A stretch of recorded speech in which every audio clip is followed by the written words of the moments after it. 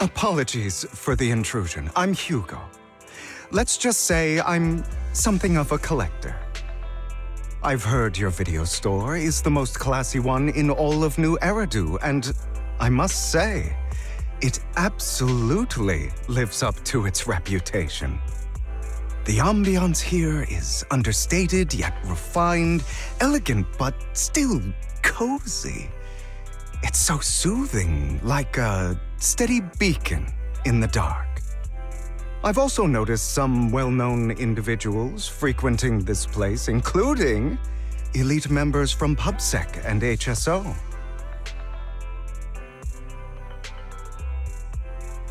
Your achievements at such a young age truly impress me.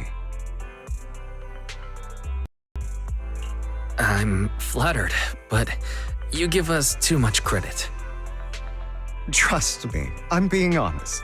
I do find your store quite special. So, I guess the rumors about this place are true. Children of devils.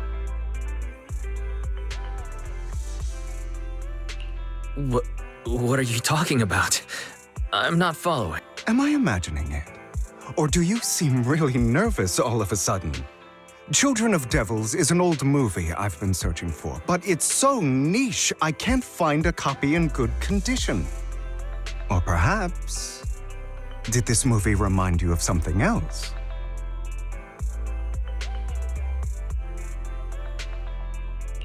You're imagining it. I'm just surprised there's a movie we haven't heard of. No worries. Like I said, this movie is rather niche. Despite the word devil in the title, it's actually about vampires. I'm sure you already know. Vampires were a popular fictional concept back in the old civilization. Typically, they are pale-skinned, well-dressed, exuding a mysterious and dangerous aura. But beneath their immaculate facade lie lethal fangs for draining human blood.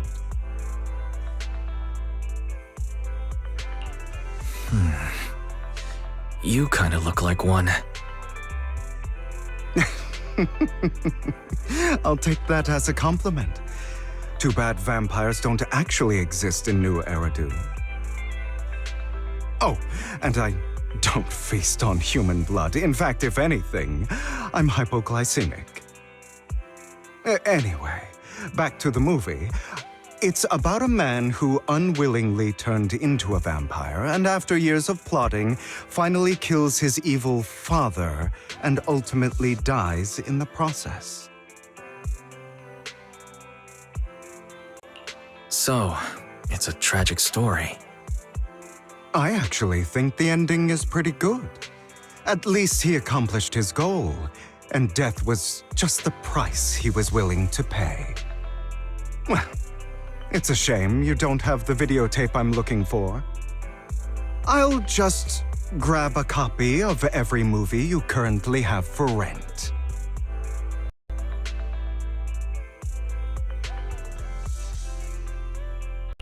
No offense, but you're being overly generous.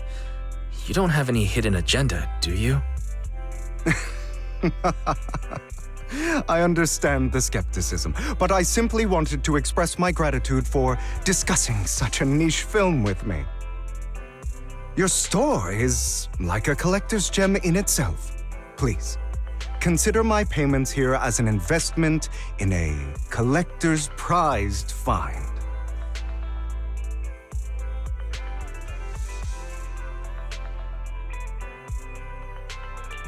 Your definition of a collectible is pretty broad, just as I'd expect from a collector.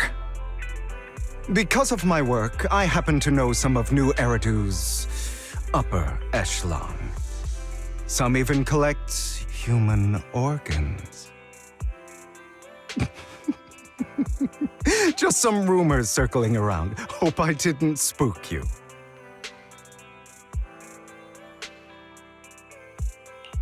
No worries, I don't scare easily. I've seen my fair share of crazy stuff. Guess I was worried for nothing. With so many high-profile individuals visiting here, I'm sure you're well-connected and experienced in various fields. Speaking of which, there's a big industry auction coming up. They'll probably have lots of collectibles, maybe even rare videotapes not on the market. If you'd like to attend, just let me know. Oh, by the way, I saw a marketing event at Lumina Square. Looks like there's a raffle going on. Go check it out if you're interested. Maybe you'll stumble upon something exciting. Especially at a place so close to the upper class. After all, there are always secrets hiding behind the light. Well, thanks for today. I'll take my leave for now. Until next time, my precious friends.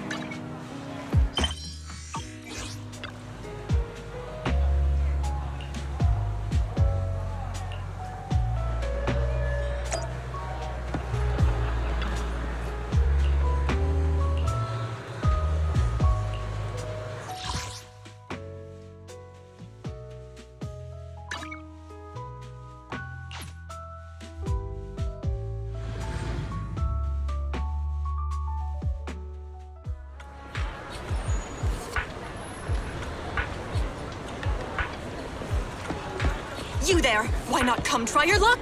All sorts of prizes are waiting to be won!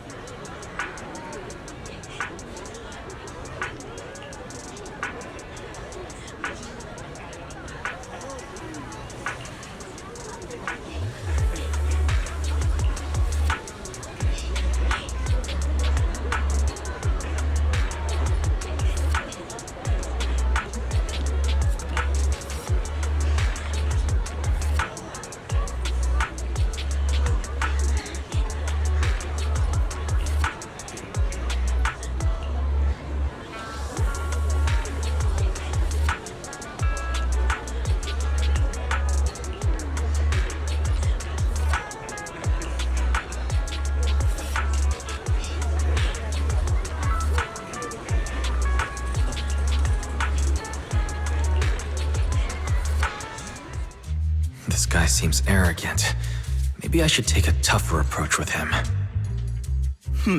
Quit the act. I've seen right through you. You may look harmless, but I know you have a secret identity.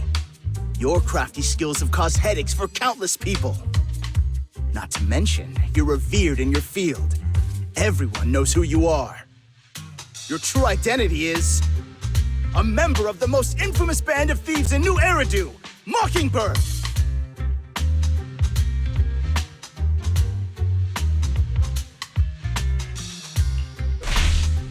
Actually, I'm more infamous than Mockingbird. What? You're even more evil than Mockingbird? No wonder you snatched my wallet! I know. Now might not be the best time to say this, but I'm genuinely curious about your true identity. Forget it. Clearly, you have no idea who I am. I'm Curtis Ravenlock. That's right, of the esteemed Ravenlock family from Tops. You'll face consequences for crossing me.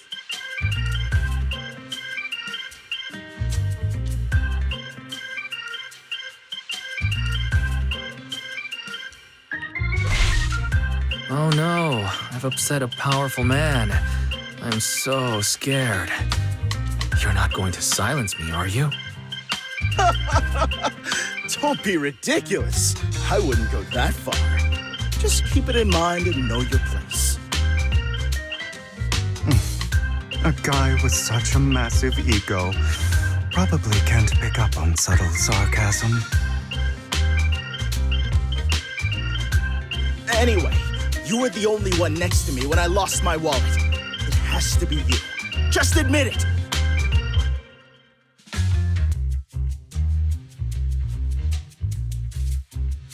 Listen, you can't just throw accusations around. You'll be held accountable for what you say. I did not steal your wallet. But if you insist that I did, let's go to PubSec together. Of course, if you can't prove it, I'll be pressing charges against you. Press charges? That's a bit too extreme, don't you think?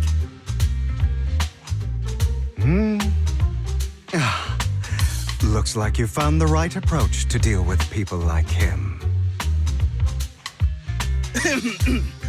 In any case, my wallet is missing. It had a ton of Denny's, so someone's got to answer for that.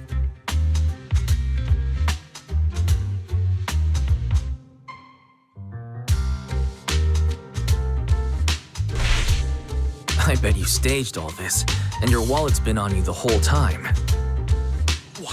What do you mean by staged? Why would I do that? Someone stole my wallet. It's theft! With all due respect, I doubt he's clever enough to stage anything. Clearly, your accusation is baseless, Mr. Ravenlock. Your outfit, while elegant, shows unironed creases and noticeable signs of wear. You've likely worn it for a long time. Plus, the wet ink on your cuffs suggests that you rushed straight here from your workplace. Likely so you wouldn't miss today's raffle. All in all, it's clear you're not well off and quite careless. Chances are you lost your wallet yourself, and it probably didn't hold much cash. Is that why you jumped to accuse others? Hoping to leverage your family name to make a quick Denny? That's utter nonsense! Regardless, you owe this person an apology.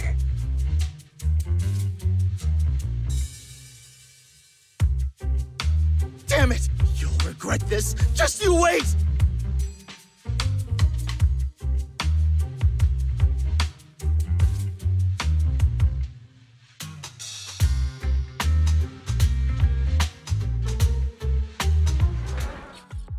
I really hate it when innocent people are wrongfully accused. But it's all over now. I hope it didn't ruin your mood. Good thing you're here. Otherwise, that guy would have kept arguing forever. I didn't really do anything. You outsmarted him all on your own. It's a relief to see him get what he deserves. He should have known what would happen the moment he falsely accused you. People like that should have a taste of their own medicine. That sounds fair to me. Unfortunately, we don't usually see such fairness in our world. That's why sometimes I don't mind resorting to unconventional methods to right the wrongs.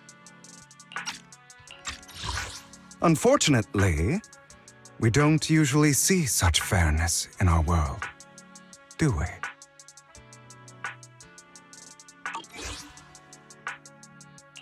You seem to be implying something. Don't tell me... A good movie never spoils its ending, but feel free to speculate. Anyway, it was nice running into you. Please, accept this raffle ticket to mark the occasion. May it keep you away from shady people and situations and bring you good fortune.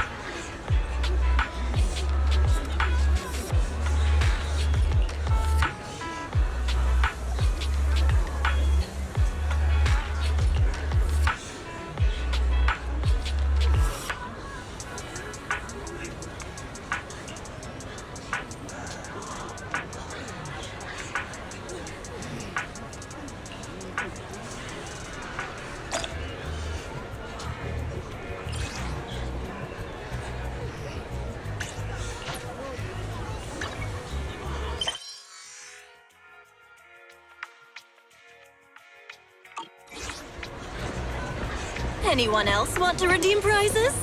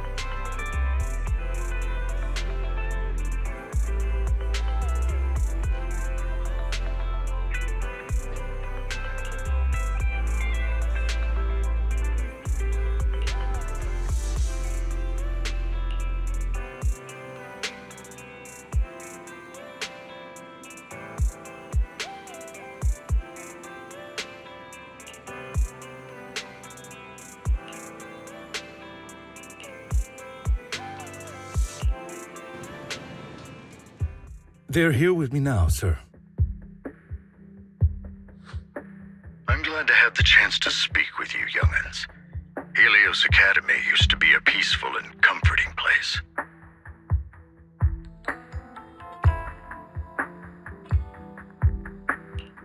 You know about Helios Academy?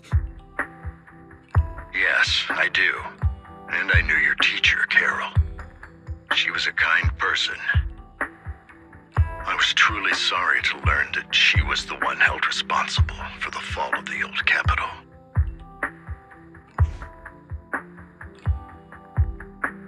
She was innocent. There must be something else behind it. I hope so too. It's just that the fall of the old capital still weighs heavily on us all. But I believe you just got caught up in all of this.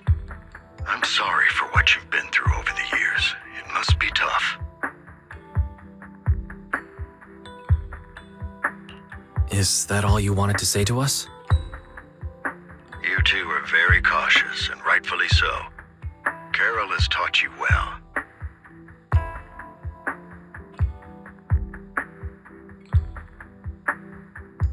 The real reason I reached out to you is to tell you something very important. Something about your eyes. I stumbled upon some of the data Carol left behind. She spent much of her time studying ways to minimize the side effects of your eye implants.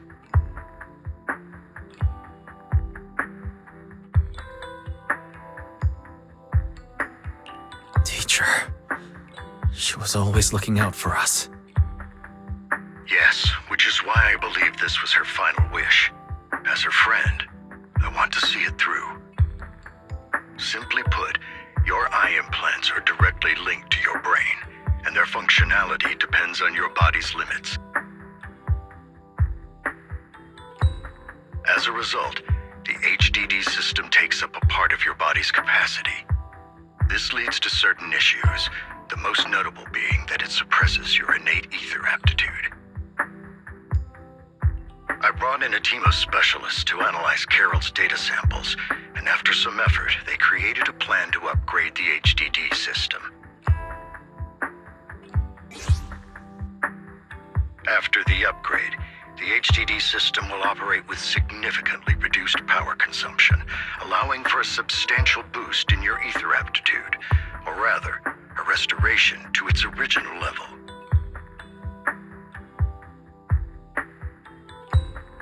Do you mean that once the HDD upgrade is done, we'll be able to enter the hollows ourselves without EOS?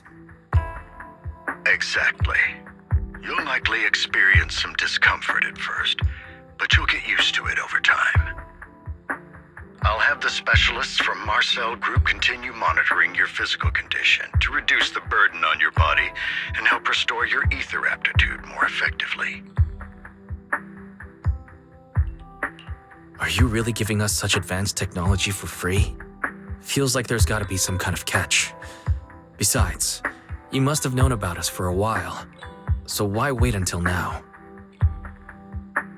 I'm not asking for anything in return. As for why I didn't reach out sooner.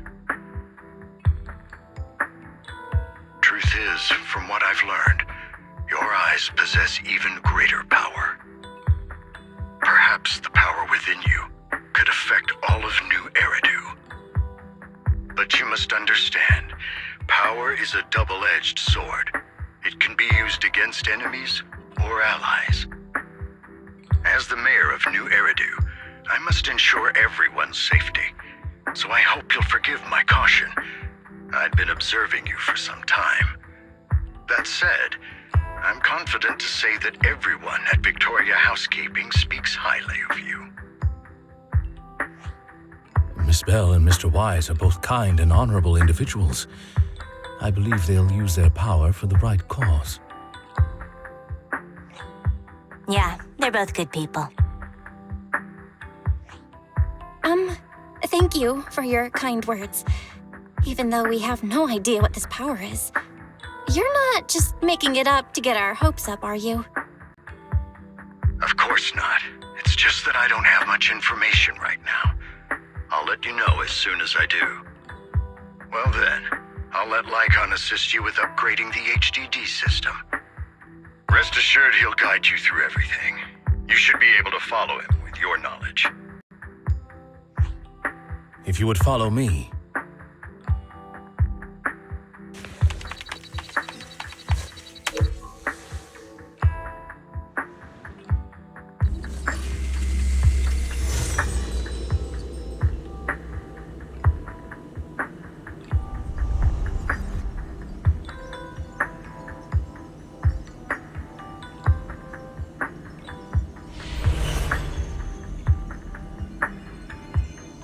How are you feeling now?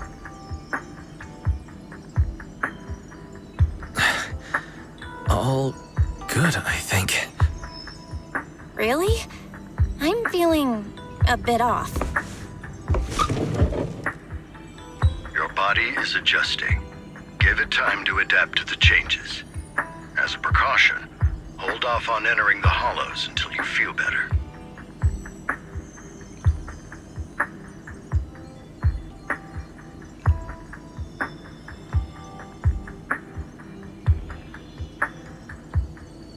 I see. In that case, I'll sit back and help Wise for now. It's quite impressive one of you adapted so quickly. Your ether aptitude is now on par with most hollow investigators, meaning you're ready to explore regular hollows. But you must be careful at first. Lycon, Ellen, why don't you two go along? One of the data piles in the hollow near the metro is malfunctioning, and we need a skilled proxy to address it. I'll assign this task to you. Of course, you'll receive fair compensation upon completion. Take your time in the journeys ahead. You've got plenty of time to uncover your full potential.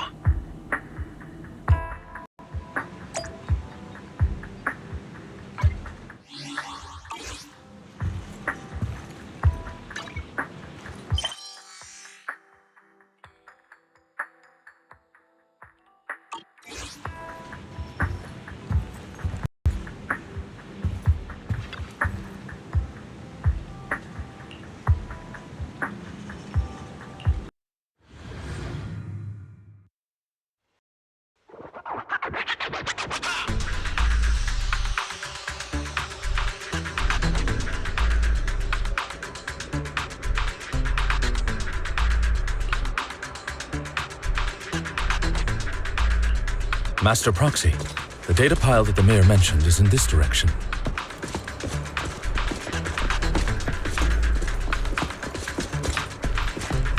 Let's keep moving.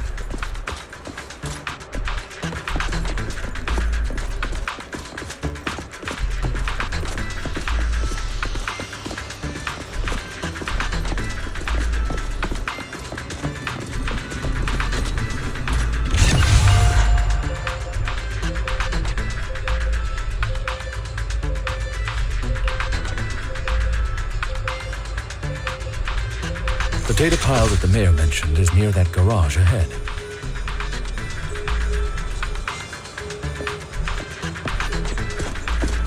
Let us make our way over.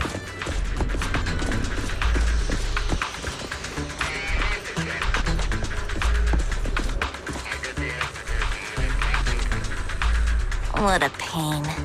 There's nowhere else to go. We'll have to move the train.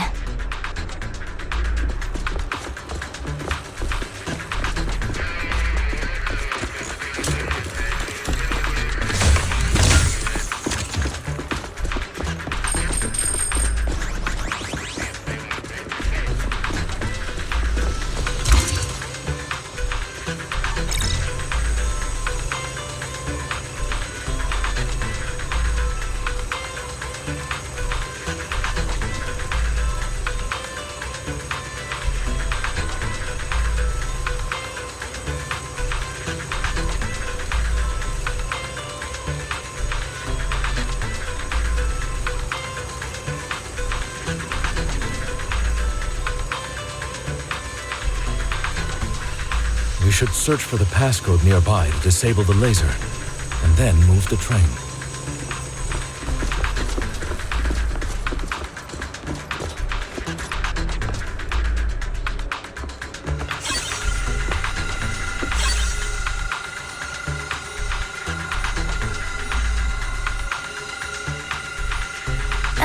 I get it now. We should be able to enter the passcode now.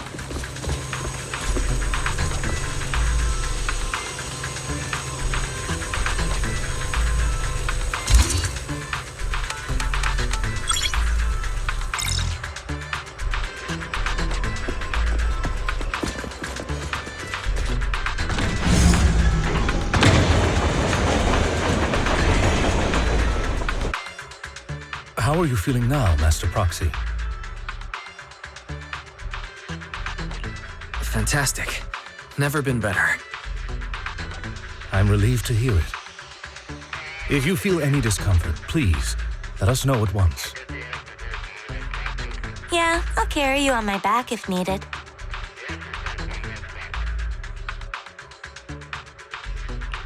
Well, that won't be necessary. You've always had a sharp mind, and now you've got the muscles to match.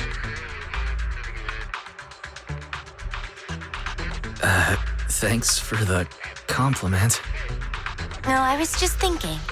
When will you pick up some fighting skills? If you can fight, you could handle things in the hollow all on your own. That'd be pretty neat.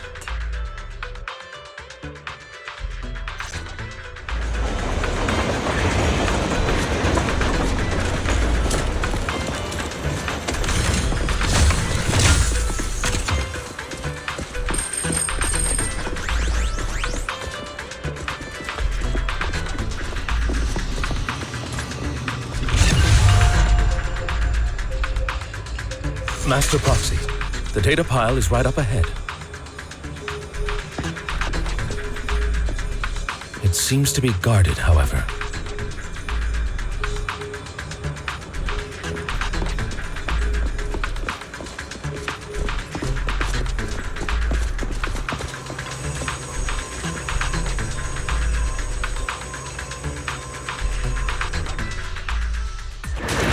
Worry not, Master Proxy.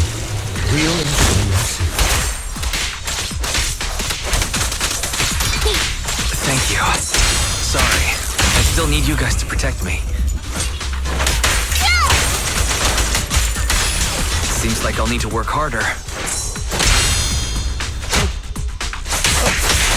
Roxy, you don't need to push yourself so hard. You're already pretty great. Just leave the rest to us.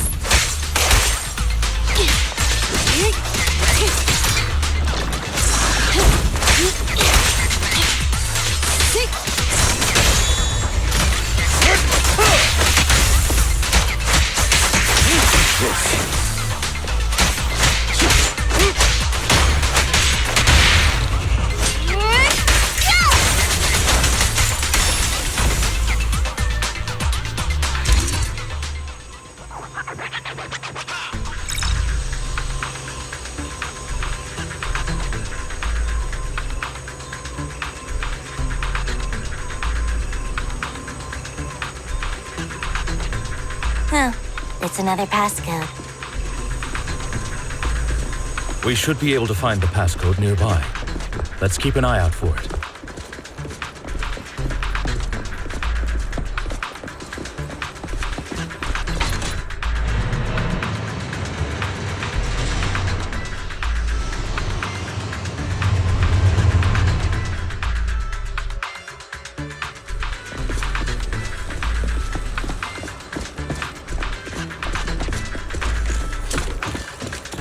Maintaining the data piles in the hollows requires a proxy with the utmost professionalism.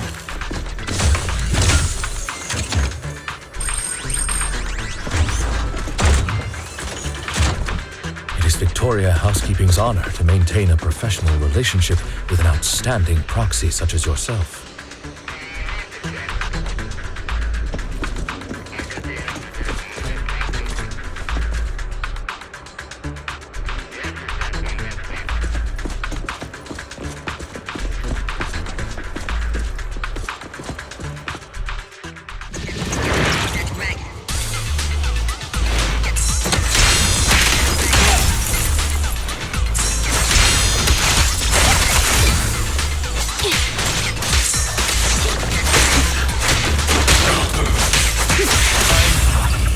please.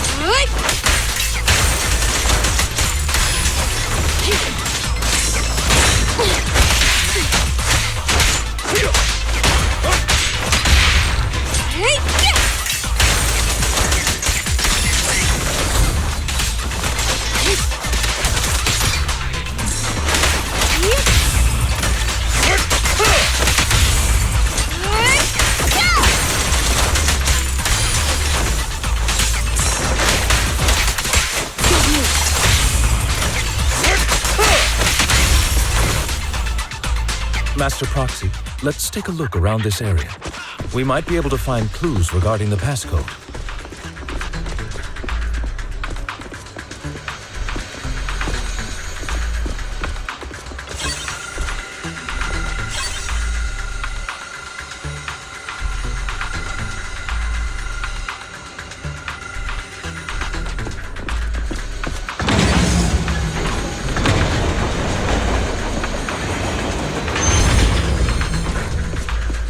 Proxy's moves seemed more fluid in that last battle. Thanks, but all I did was dodge. Nimbly evading an enemy's attack is an important skill. As for combat, leave that to us.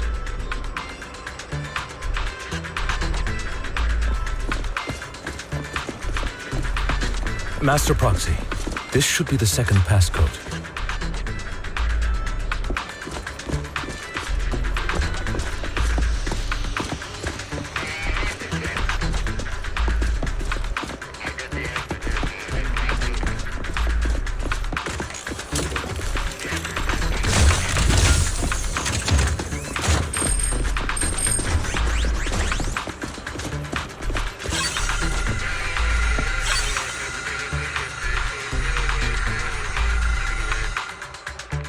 Master Proxy, we've been in the Hollow for quite some time.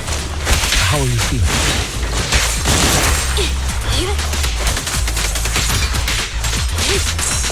I feel fine. Nothing unusual, actually.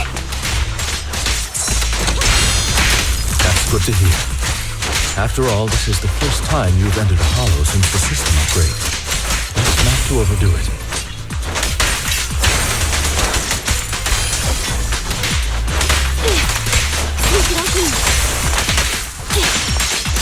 Let's end this fight quickly. Get back!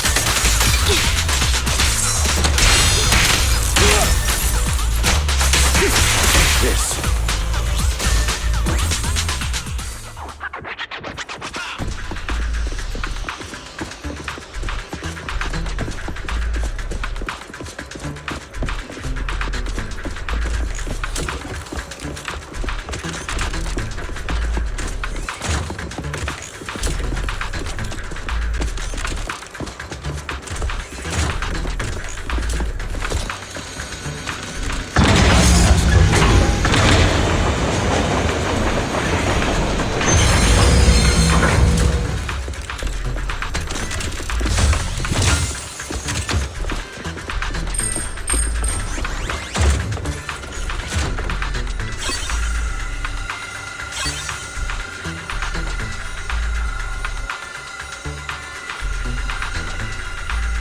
All right, that's all of them. Let us return and open...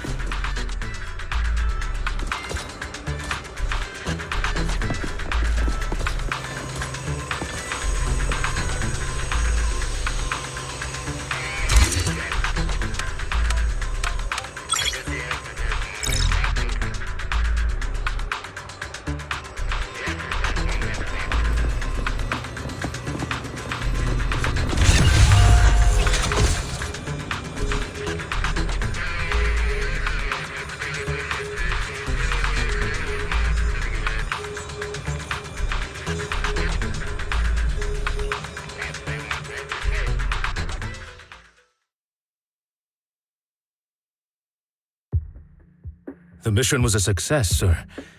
Master Phaethon's performance was outstanding. Excellent. You truly are exceptional. I'll be frank. I contacted you because I need your expertise for an important task.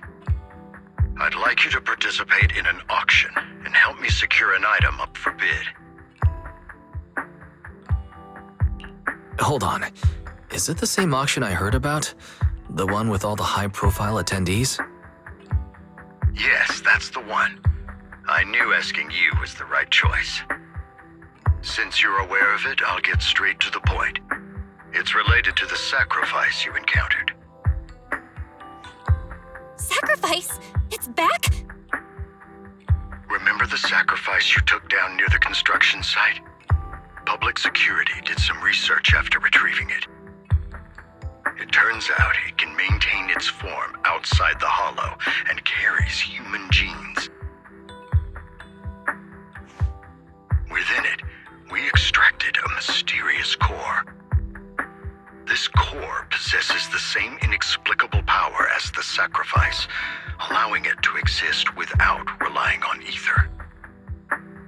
However, the core was recently stolen from the most secure lab in New Eridu. We suspect this is an inside job rather than an external theft. We searched extensively without success, until I saw the auction flyer. The core has been concealed within an auction item.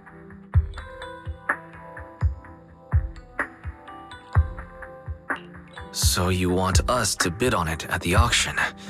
But why us? The power of the sacrifice is highly volatile and destructive. We must keep it confidential, at least for now. And I, as mayor, am not suited to participate in the auction myself. Plus, I'm running checks on my inner circle due to the theft. Frankly, there aren't many people I can trust. Don't worry, the funds are covered, and Victoria Housekeeping will be assisting you.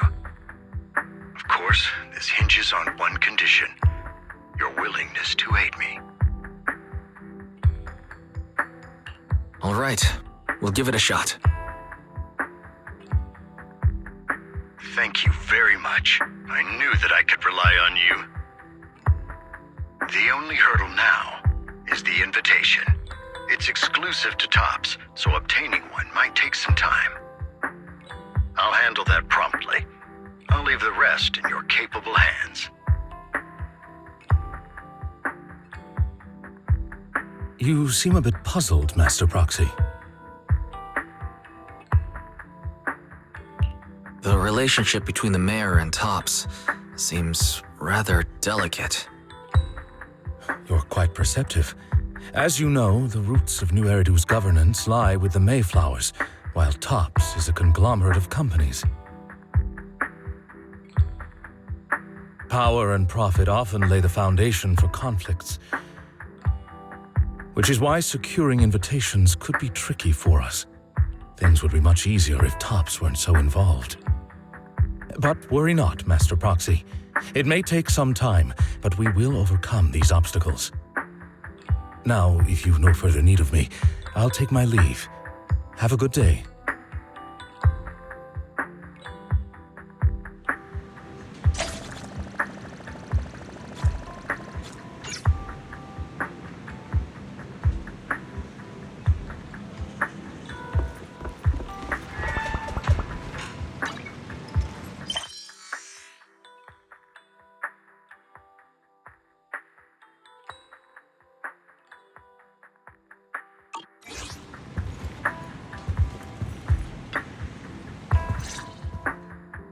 Didn't that collector Hugo mention if we wanted to attend the auction, we could give him a call? But he didn't leave us his contact information. Odd, right? If he wanted us to contact him, why not leave a number? Did he just forget? Maybe he left a puzzle for us to solve, like in the movies. You've been watching too many movies, Wise. We need to separate fiction from reality. Come to think of it, Hugo did leave us a raffle ticket and said something weird. He said something cringy like, "There are always secrets hiding behind the light." Wait, don't tell me.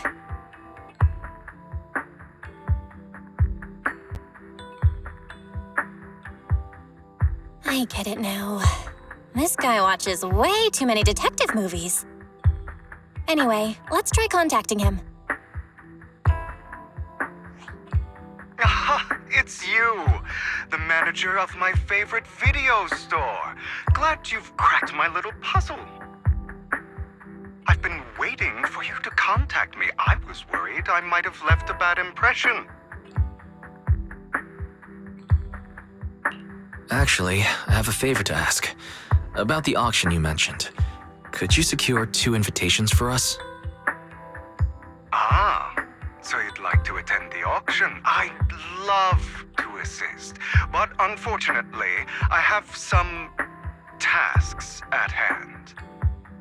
But if you two can help me with my current task, I should be able to find time to get the invitations you need. What kind of task? Is it something I can handle? Nothing too dangerous, I hope. Don't worry, I would never put you in danger. Let's discuss the specifics in person. I'll wait for you at Do Gardening Shop in Lumina Square.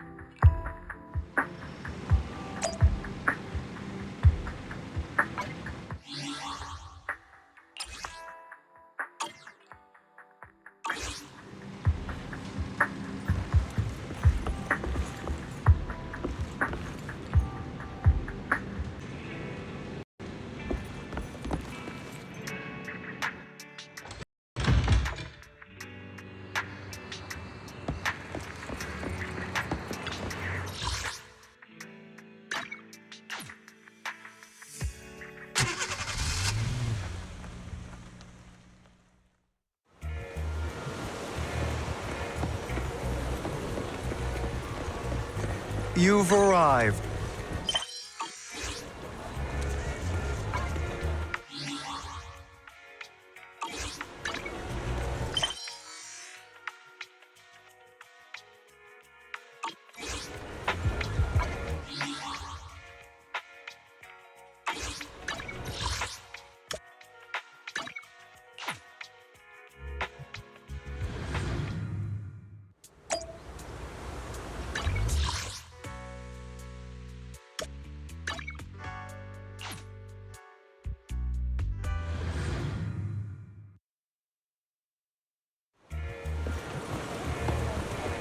You've arrived, my friend. Punctual as always.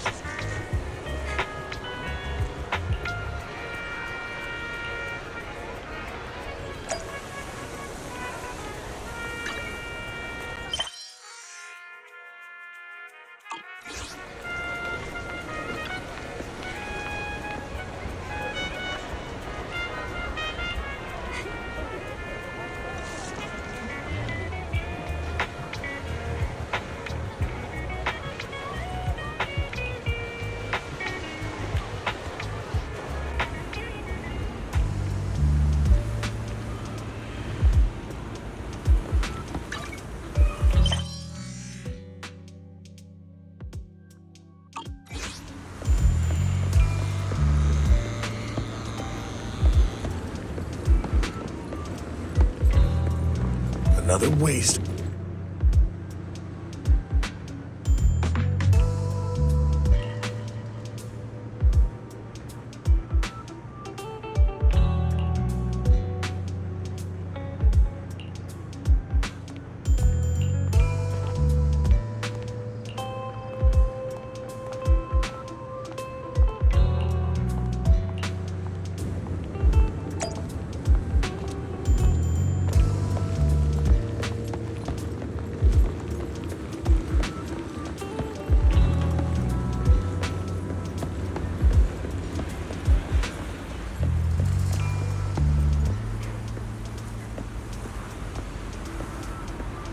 This time, I'll lead the family back to the top.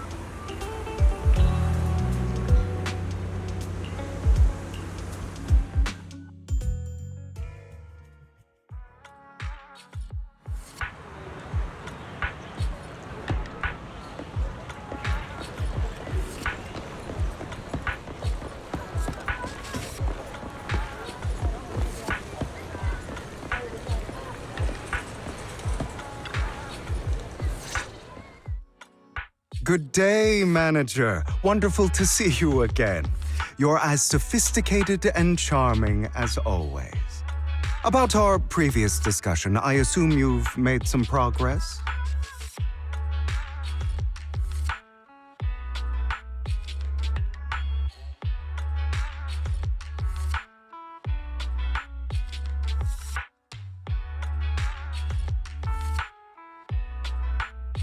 I see.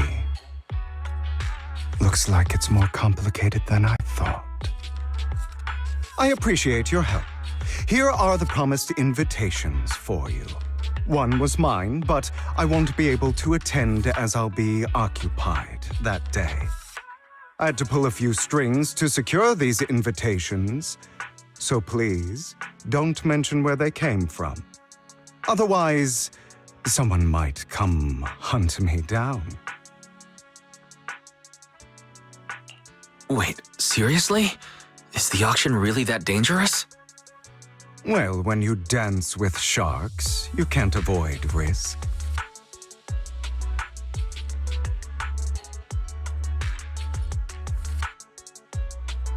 But I have faith in you, dear manager. I'm entrusting you with my life.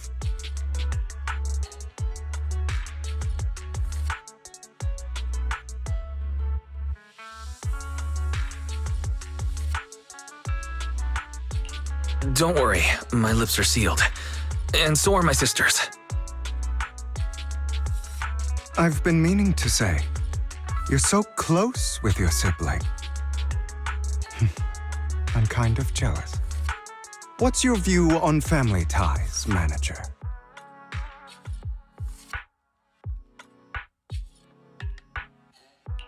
It's a bond you can count on. Like, no matter what happens, Belle and I have each other's backs. That's the exact kind of answer I expected from you. How lovely. I once had a half-sister. Different mothers. That's the exact kind of answer I expected from you. How lovely.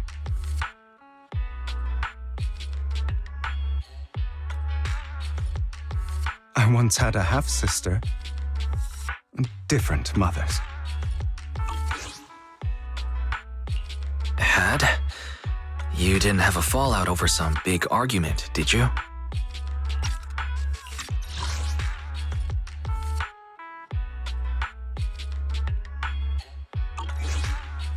No, we never argued. I would like to try, but it's too late. She's been gone so long. I can barely remember her face.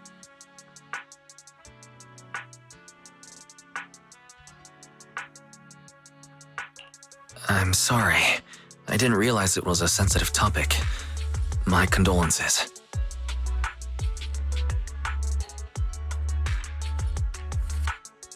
It's okay. I brought it up first, and it was ages ago. Anyway, back to what we were saying. It's highly likely that Hartman will be at the auction as well.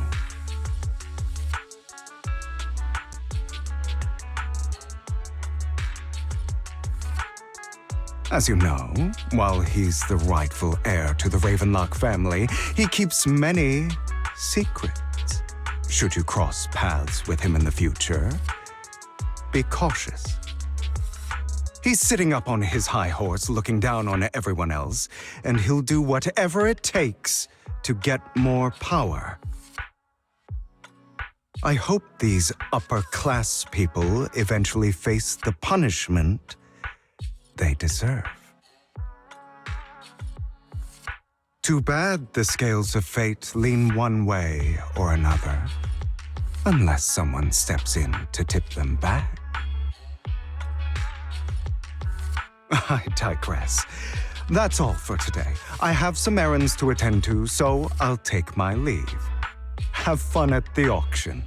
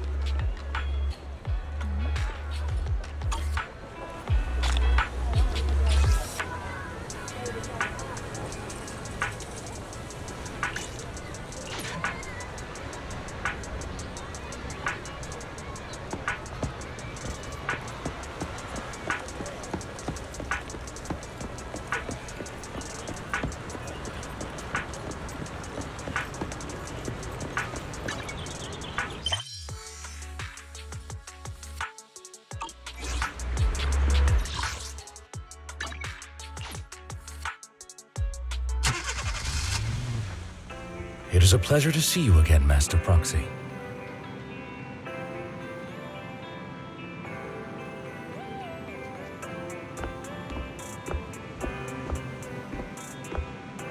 It's been a while.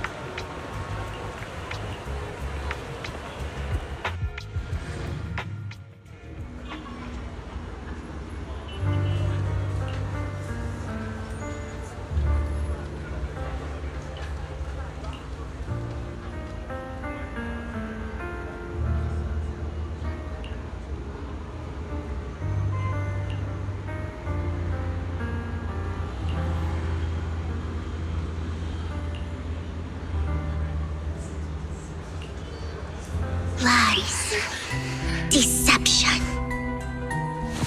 betrayal. I see swirling mist, shrouding the truth in a deep, enigmatic haze. Found you. Chosen one.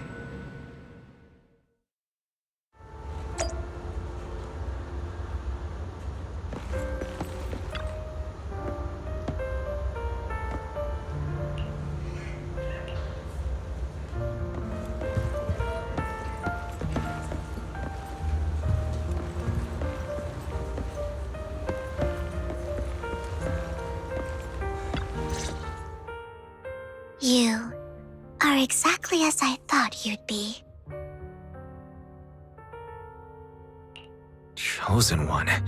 What's that? Sounds like something from a tacky novel that was popular a decade ago.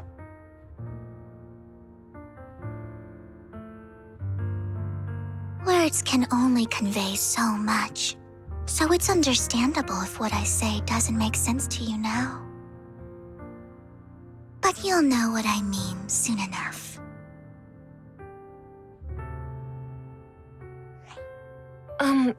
Young lady, I know you might think I'm lying, but... I'm telling the truth. That item was my late husband's keepsake, and I had to pawn it due to financial difficulties. But I can't bear to see it auctioned away to who knows where. I'd never be able to get it back. Please help me bid for it. There's a hidden flaw in that item. If you point it out during inspection, it will be withdrawn from the auction and returned to the pawn shop. That way you won't have to pay for it. In return, I'll offer you some compensation. It may not be much, but it's all I can manage. Please.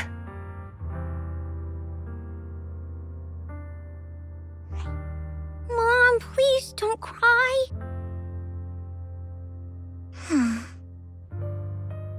Your story might be genuine, but your intention is not. Besides, this has nothing to do with me. Your misfortune is not my concern. Young lady, you don't look like you're struggling for money. How can you be so cold-hearted? I'm sure this refined individual here feels the same way.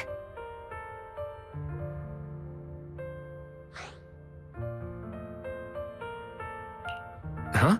Are you referring to me? Yes, you!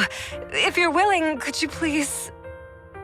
The auction is about to start. I'm not sure how you gained entry, but I'm sure you don't want to be driven out with your daughter. And you?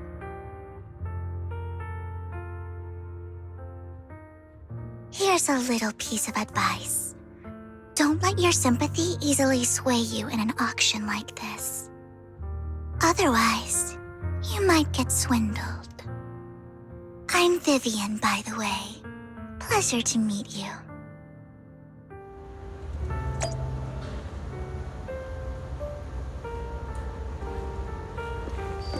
Dear guests, the auction will begin shortly. Please make your way to the venue.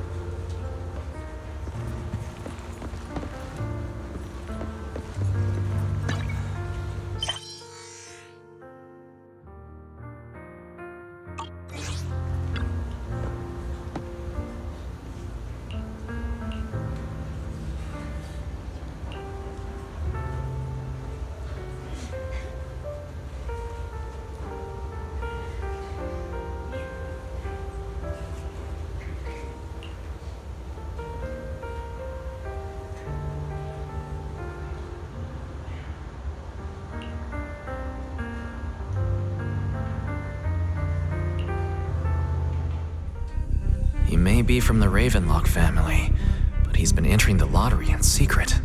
His financial situation might not be too great right now. Ugh, what rotten luck. I didn't expect to see you here. I won't back down this time.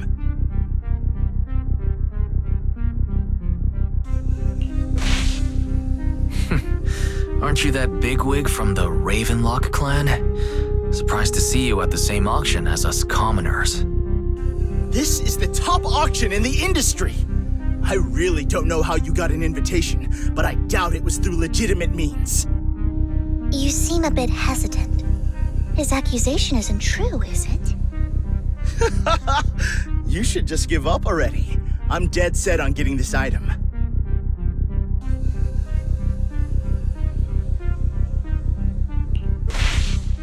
Let's see who comes out on top in the end.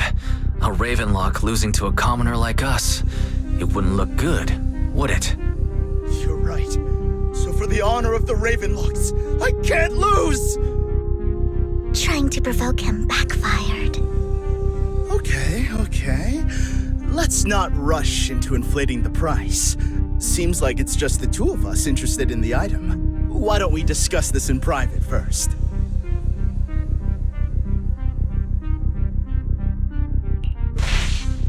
Why not just let me have this one? I'll take this item, and I won't bid against you for anything else. Seems like a fair deal, right? Huh. That really is a great deal. Yeah, right. Do you think I'm an idiot? Well, your trick is out in the open. Maybe a bit more finesse next time? You're really stubborn, huh? Is it really worth arguing over such a small collectible?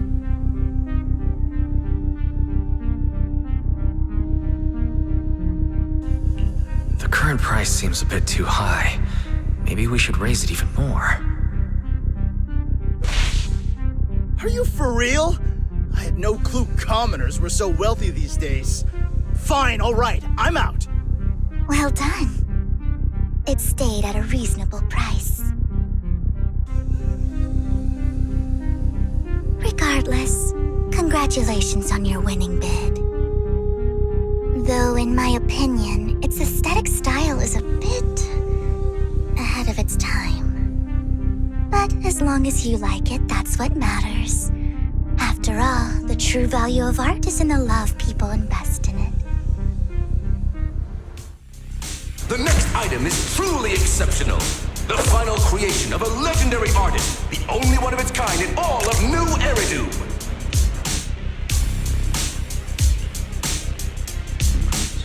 The artist's tale is quite fascinating. Unrecognized during his lifetime, his works were discovered by art collectors after his death and became hugely popular. Because of this, authentic works are few and far between, making each one incredibly precious. And this stunning final piece, anyone who loves his work won't want to miss it.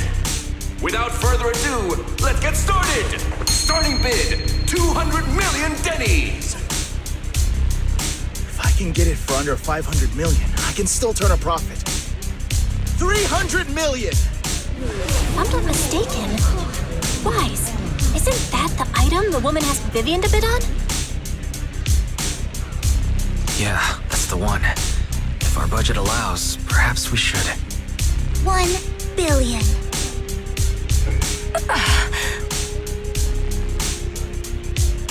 Even if his final piece is a collectible of this quality, starting at $1 million right off the bat. Since she doesn't have to earn her own money, any bid is just a number to her. Was that Vivian? Wow, she just said, "Don't let your sympathy sway you," then went ahead and bid anyways. Yeah, but she can literally afford not to take her own advice. Ooh, this elegantly dressed lady certainly has refined taste and deep pockets. So, is anyone ready to challenge this young lady? Invest in the legacy of a talented artist who left us too soon. Its value could double in the future. I'd advise against it. I'm going to bid on this no matter the price tonight. This young lady is certainly very confident. Our time is almost up. at 1 billion. Going once. Going twice. Going 3 times. Sold for 1 billion. All right, ladies and gentlemen, that concludes the first half of the auction. Please feel free to unwind in the lounge for a bit, as more treasures await in the second half.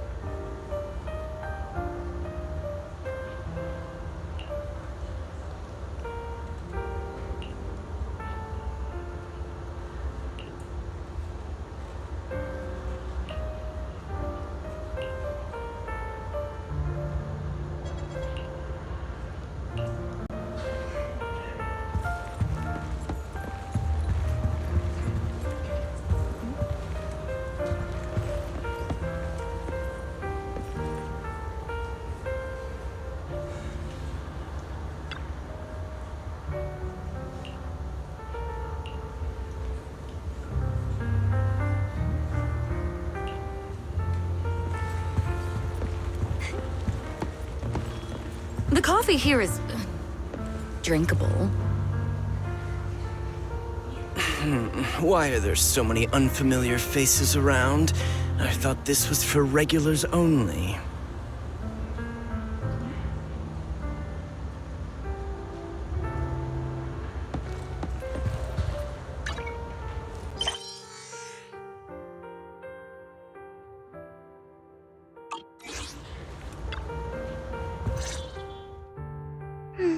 You have a strange look on your face. Despite her ruthless exterior, she's actually quite kind-hearted. Though you wouldn't dare think that, would you?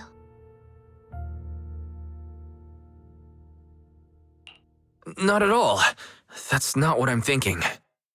You're not being honest, and I don't appreciate deceit. Just to clarify, I didn't assist that woman out of kindness, nor do I plan on giving up the item I just purchased. Because it's nothing more than a common scam. A scam? So you're saying that woman is a fraudster? They'll tell you a tragic story, begging you to help bid on a collectible at a high price. They promise a reward and guarantee the item will be withdrawn from the auction, so you think you won't have to pay anything. But the reality is, once you bid, the deal is done. No going back, and you end up shelling out a hefty sum for something worthless.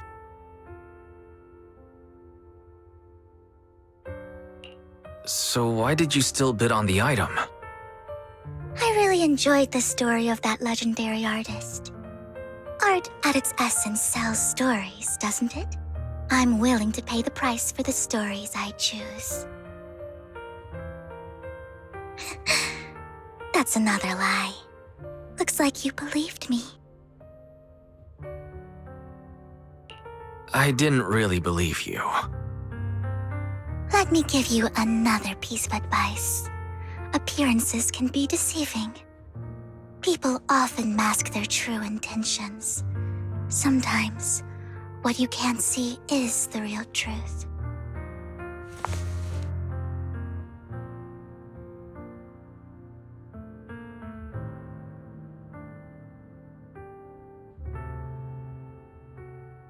I hope next time you'll accept my invitation, and not that of these pretenders.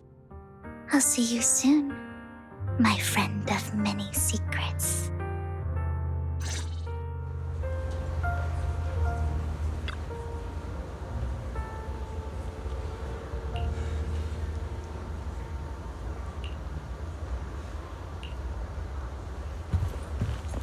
The second half of the auction is about to begin. Please make your way to the venue.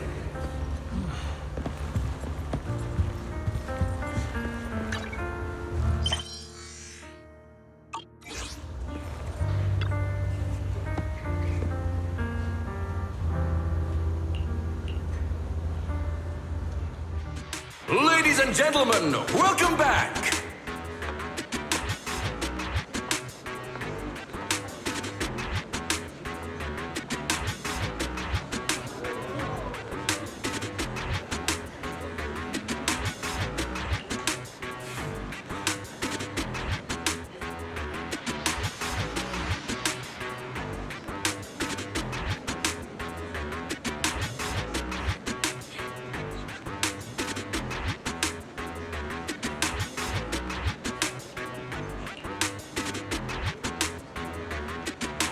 Up next in our auction is tonight's showpiece, the one-of-a-kind Robe of Heroes! Legend has it that, long ago, this was a garment that only a hero could wear. What's truly fascinating is the unique gem embedded in the collar of this robe. It's unlike any gem I've ever seen. Almost magical.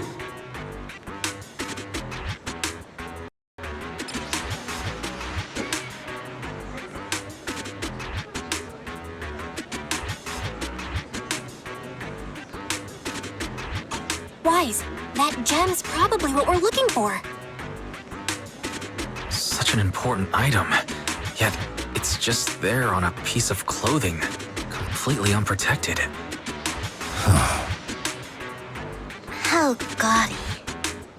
This auction sure is busy. There's people of all sorts, whether they belong or not. Robe of Heroes. What a tacky name. Nonetheless, I'll secure it. In the name of the Ravenlock family. Yes, I see it. Seems authentic. Of course, I'll keep an eye on it.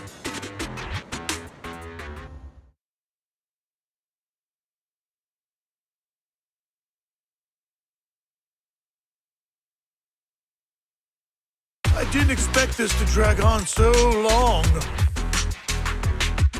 I believe there is no meaning in continuing this senseless bidding war. Frankly, wasting time irks me more than squandering money. So, my friend, let's cut to the chase. What did you have in mind? This man is pretty shrewd. Maybe I should match his energy.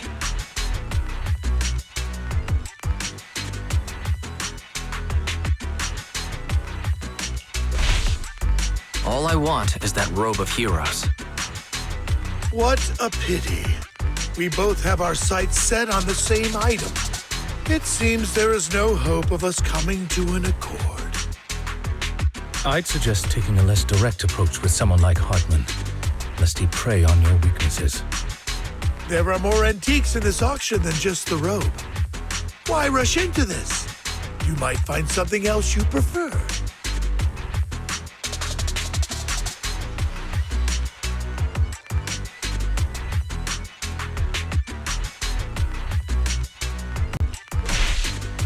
Actually, I know the secrets of that robe.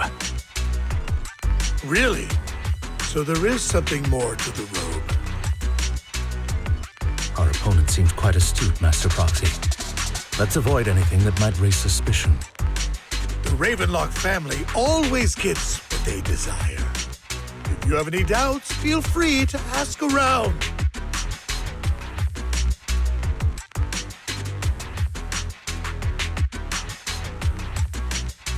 What a coincidence. I, too, always get what I want. You're quite confident. You know when to stand your ground. Well done. My time is valuable, my friend. I've already lost a significant amount of Denny's talking to you. If I offer you a token of appreciation, let's say a hefty sum of Denny's, would you consider backing out of this bid?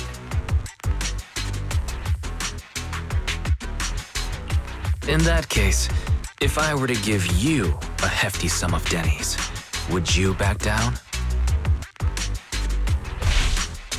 I fear my price is beyond your means. It's been a while since someone dared speak to me like that. All right, since I can't sway you, we'll have to settle this with our financial power. But let me be clear. No matter how high it goes, I won't back down. Drat. Though the mayor gave us a substantial amount of Denny's, I have a feeling it won't be enough to win against someone with this amount of financial power.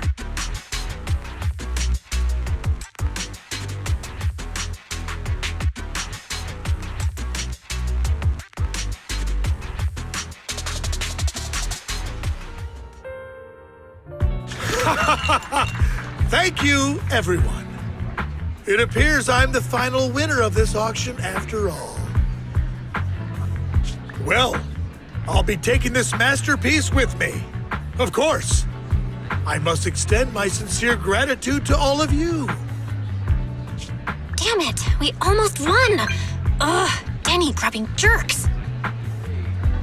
I got a message from Hugo. He wants us to... look up? What happened? Why'd the lights go out?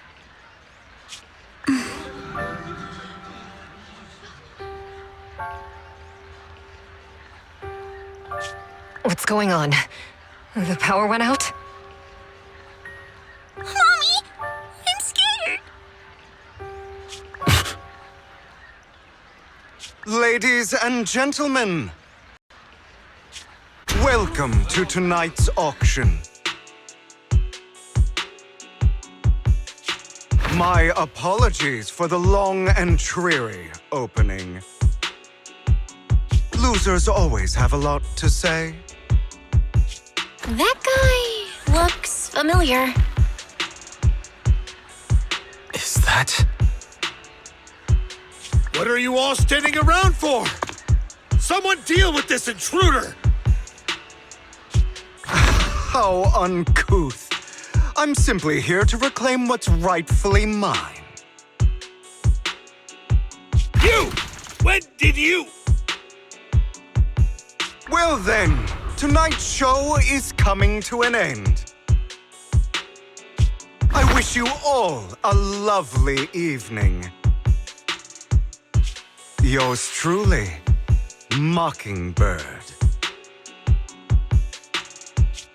After him! Catch that thief or forget about getting paid tonight!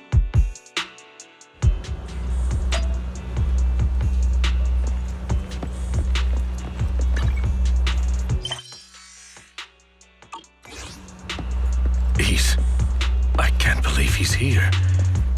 And his target happens to be that core, too.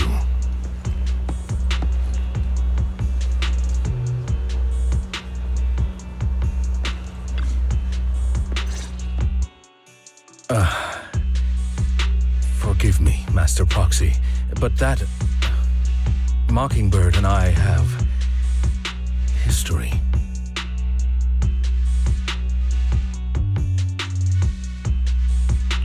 You might find it surprising, but I know him too. You do?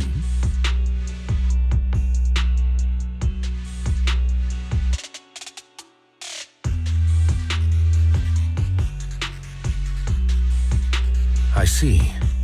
So that's how you know him.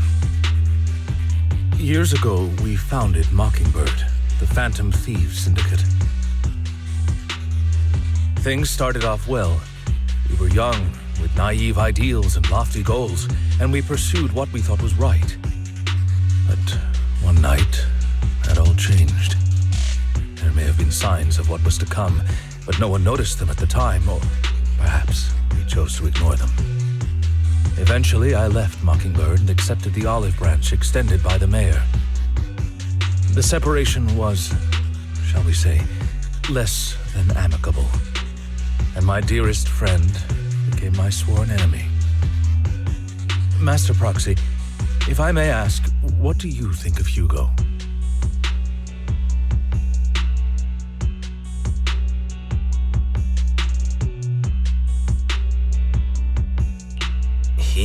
seems pretty nice. He did lend us a hand, so he doesn't really come across as a bad guy to me. I see. A facade, I'm sure, to earn your trust. In any case, he's very dangerous. I'm still unsure of his intentions, but we cannot risk letting him have the sacrifice core. Based on my past experiences, I can likely predict the route he'll take to evade his pursuers and escape. However, this path lies within the Hollow. Master Proxy, can you...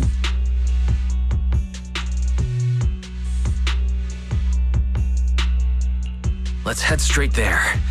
I'm feeling pretty strong right now. Very well. Please, follow me then.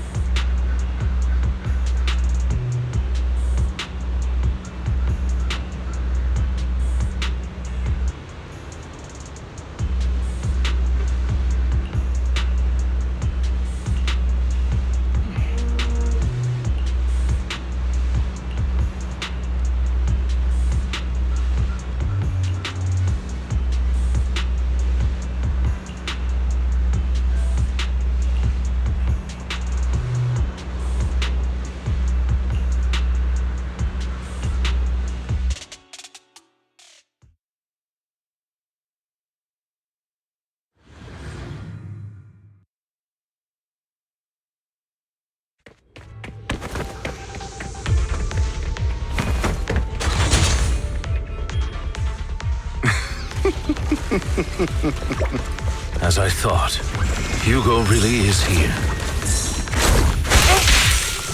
When we were still working together, we would often choose routes that were difficult to attack, yet easy to defend.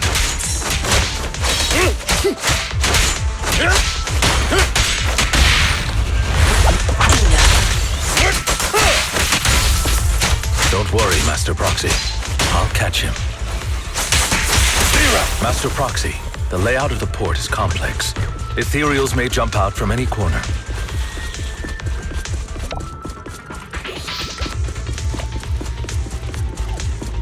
Do be extra careful.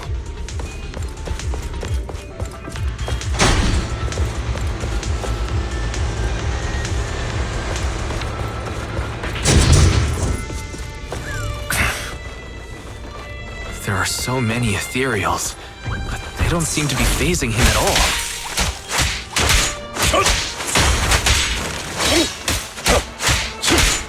Though I am loath to admit it, that man is quite formidable.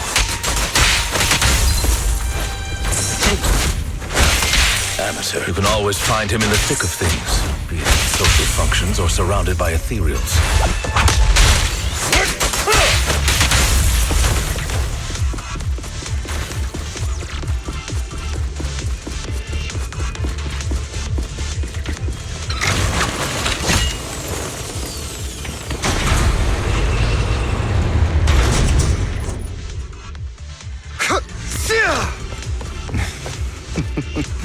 Goodbye, my friends.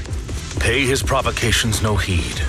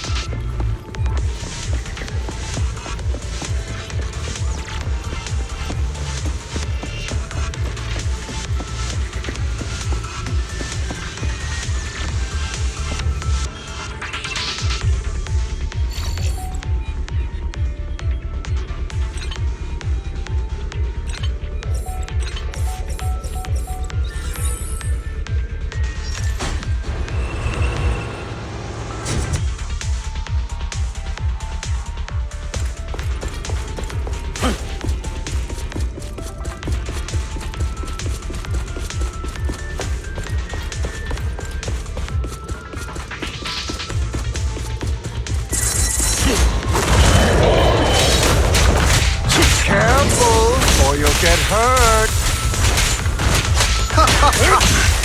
I'm not going to let you have your way. Master Proxy, that's one of Hugo's weapons. Make sure to avoid it.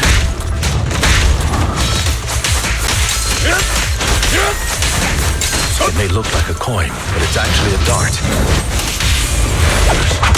Stand still. He carries around a briefcase filled with all sorts of weapons. Quite the hassle to deal with.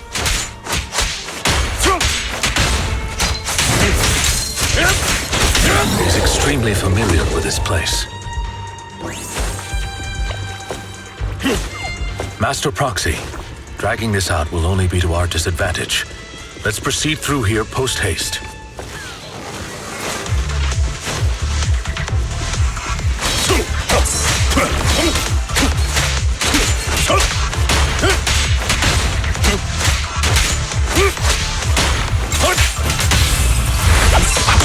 Stay calm now.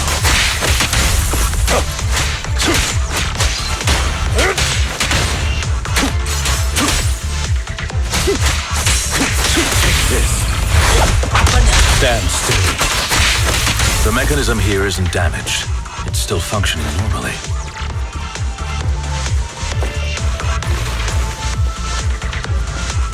Something's not right. It feels too easy, almost as if he let us through on purpose.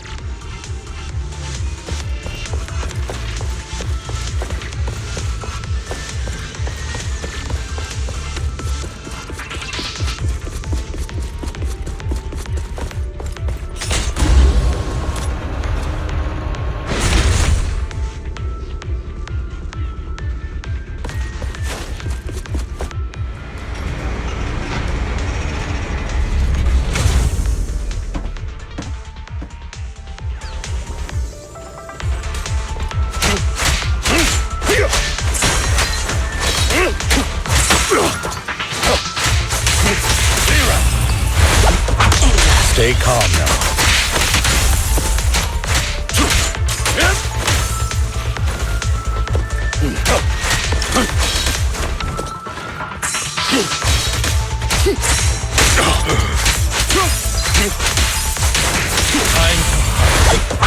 Stand still.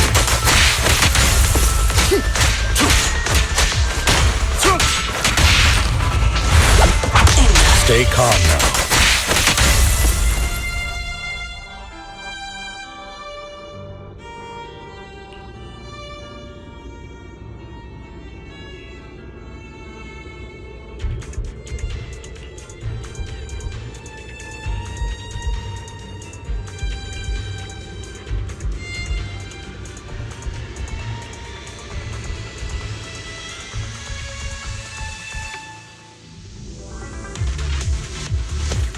This must be the right way. Not to worry, Master Proxy. We'll be able to catch up to him soon.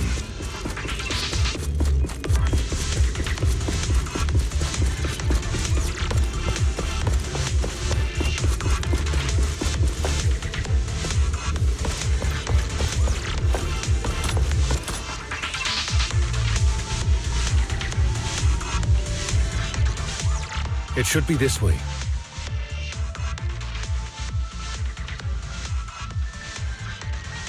Are they from the auction?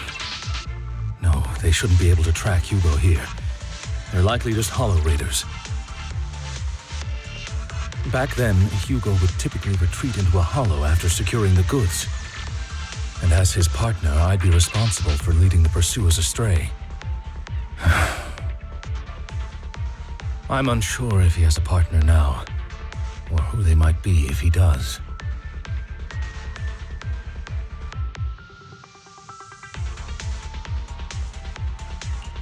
He was alone the entire time when he approached us before. I see. That's good. It means he must be carrying that core himself.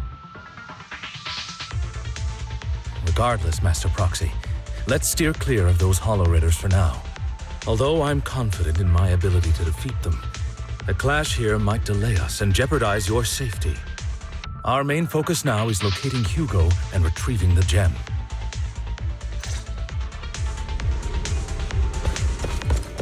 Move, please.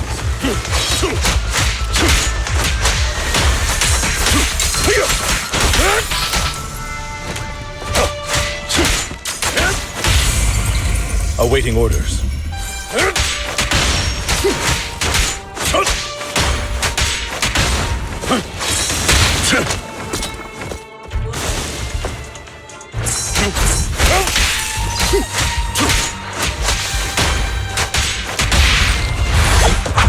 Stand still.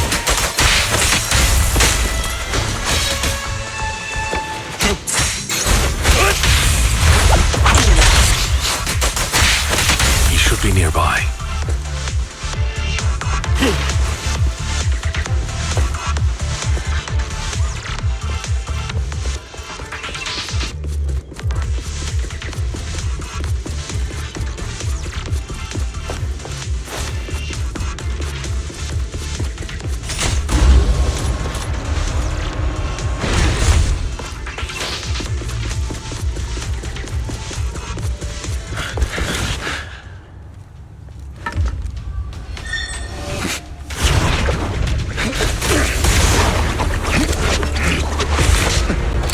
Long time no see, traitor.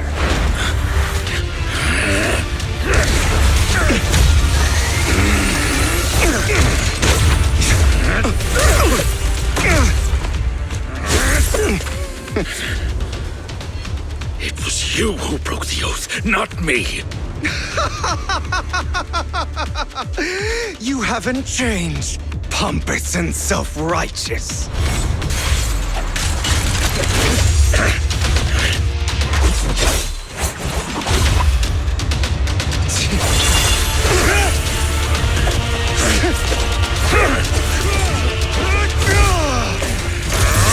You're beyond reason! Both of you, enough already!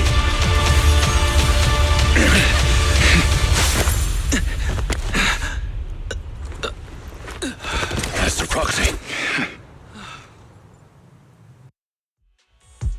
Are you all right, Master Proxy? Any injuries? I'm fine. I just forgot I wasn't using EOS.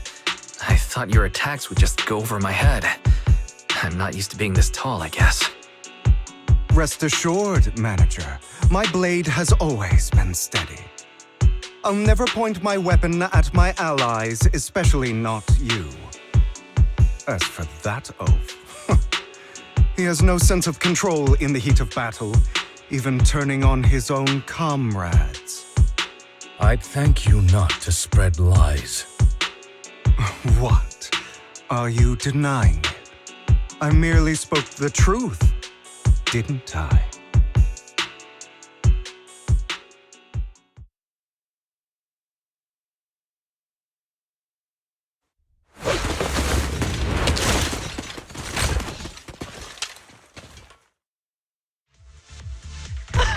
Thought we were in for a tough day, but it seems we struck gold in the end. If you value your lives, you better hand over all your etheric resources and any other valuables you've got. I have no conflict with you, gentlemen. I'm here for personal reasons, not to mine ether resources. Cut the crap. It's been a rough day, and we need something to make it right. Whatever your business is, pay your dough or bite the dust. Pay our dough. This is the Hollow.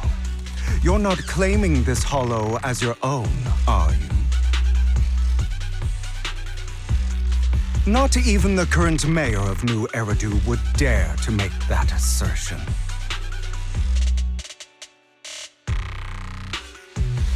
Am I correct, Mr. Mayflower Watchdog?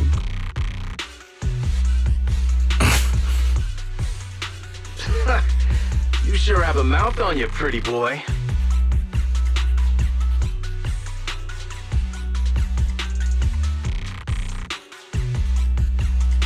Don't push it.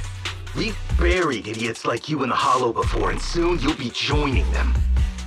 I'd urge you to reconsider. Huh? Unfortunately, your kind advice has come too late.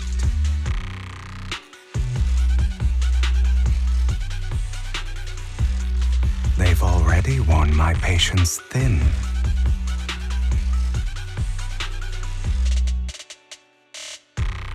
Oh, help me! Scared? Then perhaps you should think twice before you act.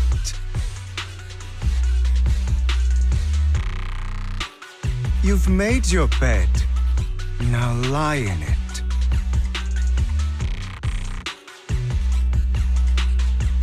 Sorry! I'm so sorry! Please have mercy! Spare us! We won't do it again! Are you quite done blowing off steam? Don't kill them. I'll hand them over to public security once we're out of... Who do you think you are to tell me what to do?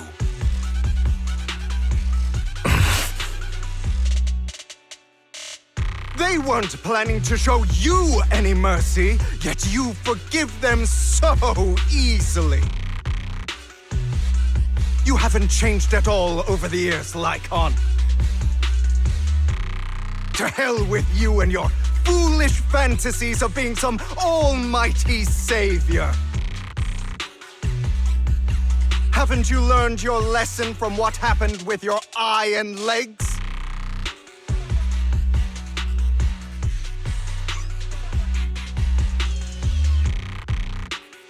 My principles remain unshaken. No one has the right to take another's life. Sinners deserve punishment. Do you know how many lives they've taken? My principles remain unshaken. No one has the right to take another's life. I'm merely delivering the justice the world needs. It is not our place to pass judgment. I know I will not sway you. There's no point in continuing this argument. I will stop you. I always will. Go ahead and try. I will defeat you. I always will. Be prepared to kneel before me, traitor. You talk too much. Trying to run, are we?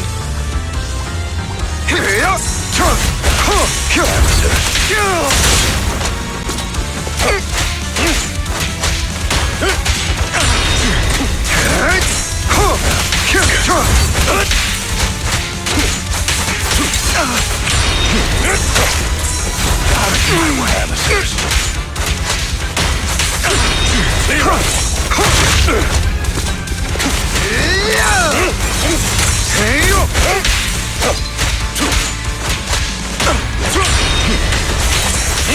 This. I have you now.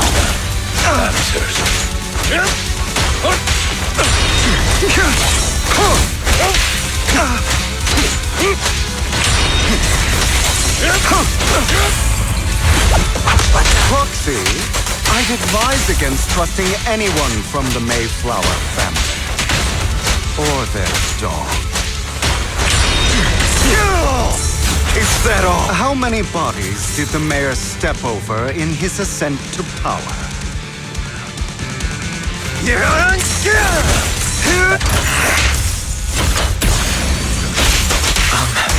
you two have to fight? My apologies, dear manager, but I'm itching to teach him a lesson. Shut up!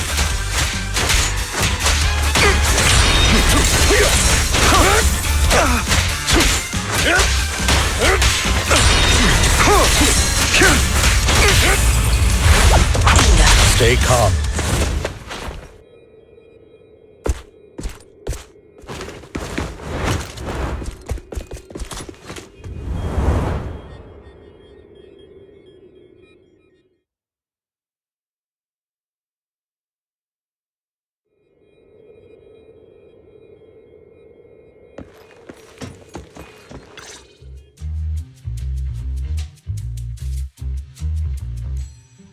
Worry not.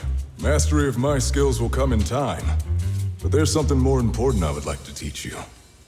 Something about faith.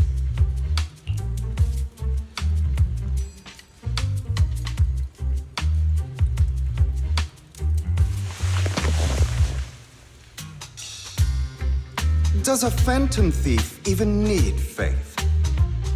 Of course. What else would we fight for? For wealth, fame, and power to stand at the top so nothing and no one can imprison us. Isn't that what everyone desires? Or perhaps by faith, do you mean something asinine and empty, like justice, dreams, or friendship? Hilarious. Grow up, Lycon. It's time to let go of your naive fantasies of being some almighty savior. You just don't get it. All right, enough squabbling. What I'm trying to teach you is very simple.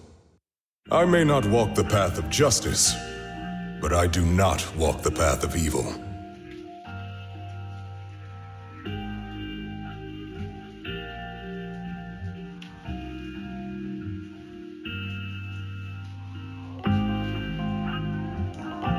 There's too much injustice in this world, and there are times when it becomes necessary to right those wrongs with unconventional methods.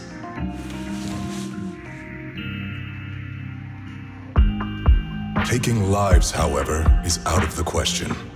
Life is a precious gift, one that nobody has the right to steal. No one should have the authority to judge whether another lives or dies. Keep that in mind. I will. You don't seem convinced, Hugo. As you mentioned, this world is unjust. That's why we must strive to bring fairness to this world. Those who cause harm should face consequences, just as those who take lives should. But not all lives hold the same value.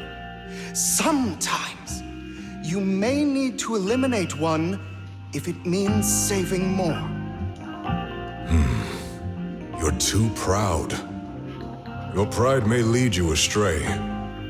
I have my own path and beliefs, Jack. I'll determine for myself what's fair and unfair. Hey, watch your mouth. If it weren't for Jack, you'd be dead already. You're a smart kid, Hugo. Skilled too. You could easily take the life of a sinner. However, what if one day you found out you were wrong? What if that so-called sinner were innocent? Could you bring them back to life? I wouldn't make that mistake. To err is human. Everyone is bound to make mistakes. It's good you are open with your thoughts. I just don't want your troubled past to weigh you down. Because your hatred doesn't define you. It only eats away at you.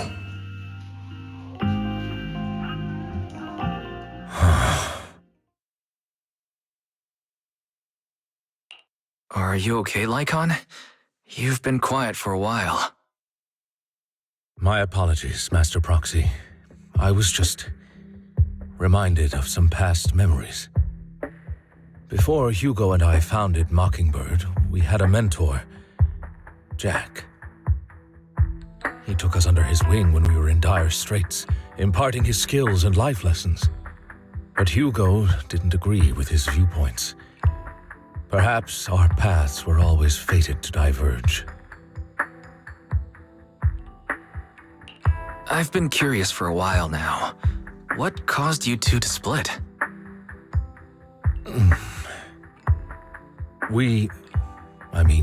Mockingbird faced numerous triumphs, but also setbacks. And one of them was a disastrous one. Hugo. You...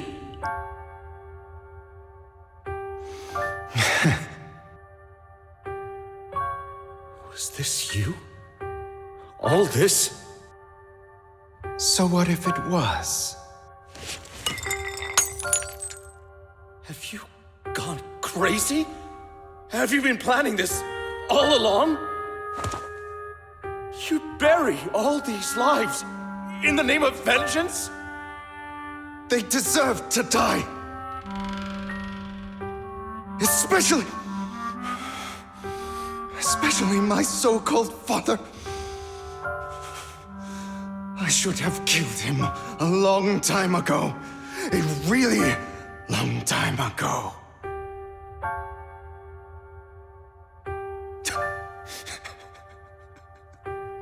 You know what, Lycon?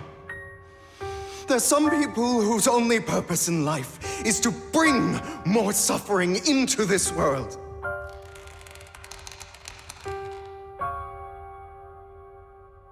Sometimes murder is what brings justice back into this world.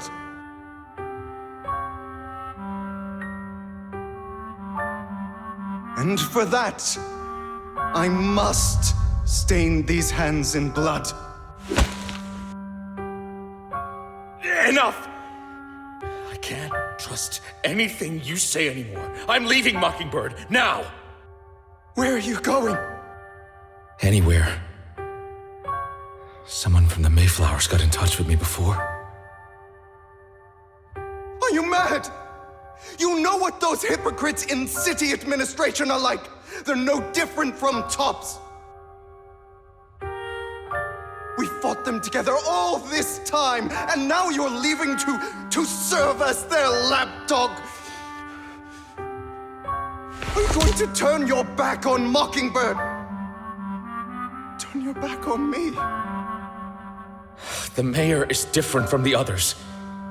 But it doesn't matter. I'm not going to even try convincing you. As your friend, I'll give you one last piece of advice. Please, stop here. Otherwise, the day will come where your hatred and ambition will consume you.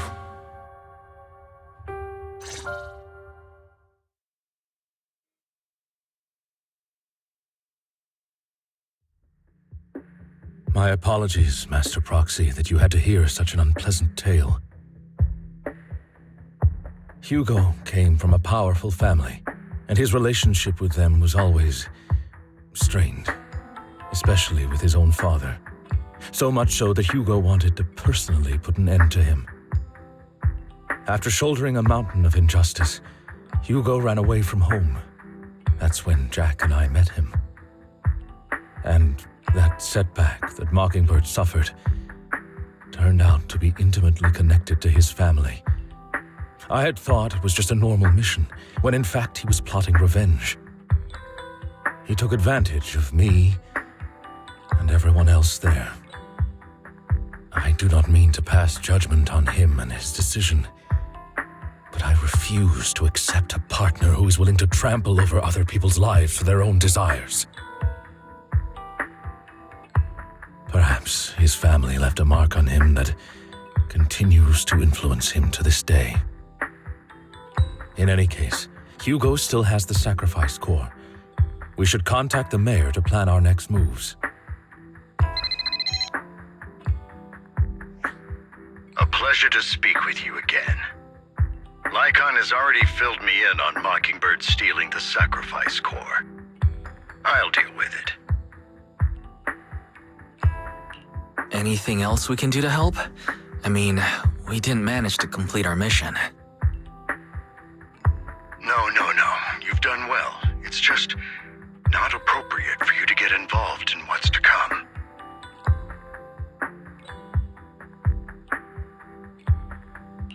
We've been through far more dangerous situations. Plus, we've dealt with Mr. Mockingbird before, so maybe we could help you. Really, I appreciate your kindness. It's just... Very well. Seeing as you're all people I know I can trust, I'm going to be frank. Not long ago, I received a letter declaring criminal intent. Sir. Lycon, I know you don't want to place them in danger. I feel the same way. However, I believe they deserve to know the truth.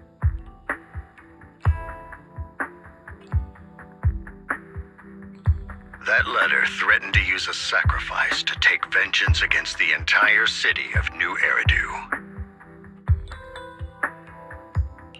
What do you mean by vengeance?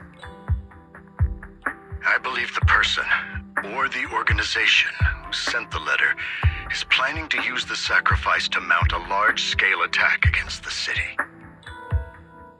Everything we've uncovered so far seems to support this hypothesis. As you know, the sacrifice's true power is a mystery and cannot be controlled if anyone attempts to use it as a weapon.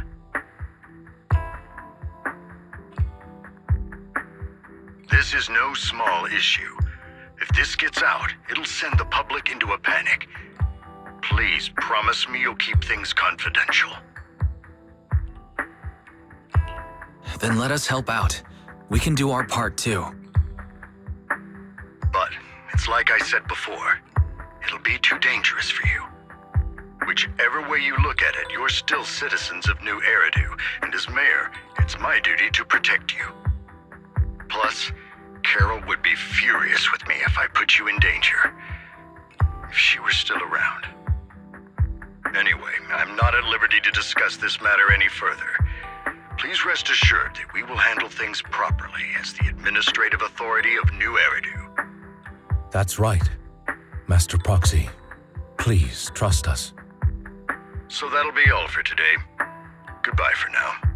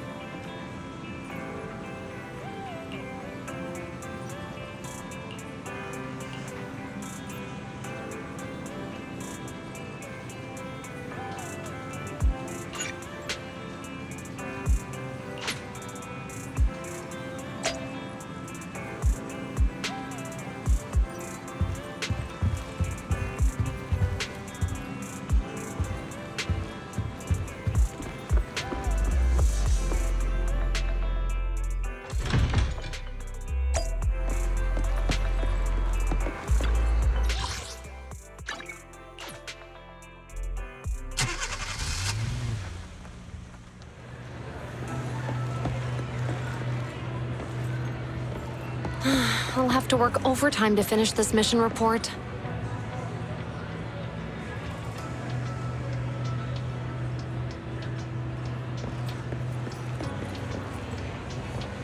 You're here!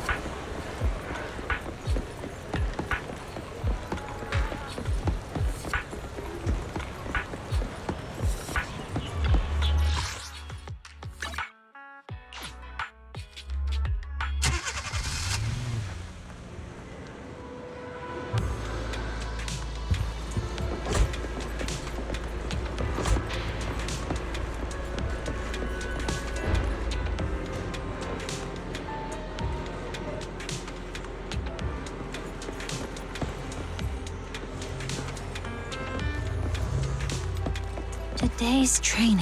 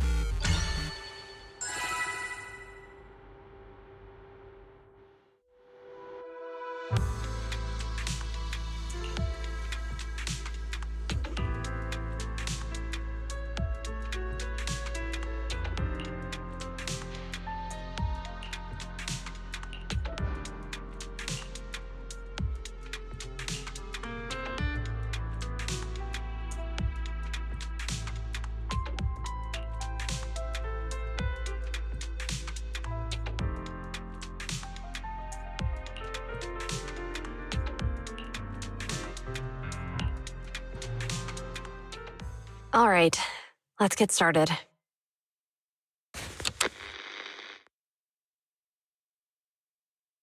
I'm probably not getting out of this hollow, but at least this tape recorder still works.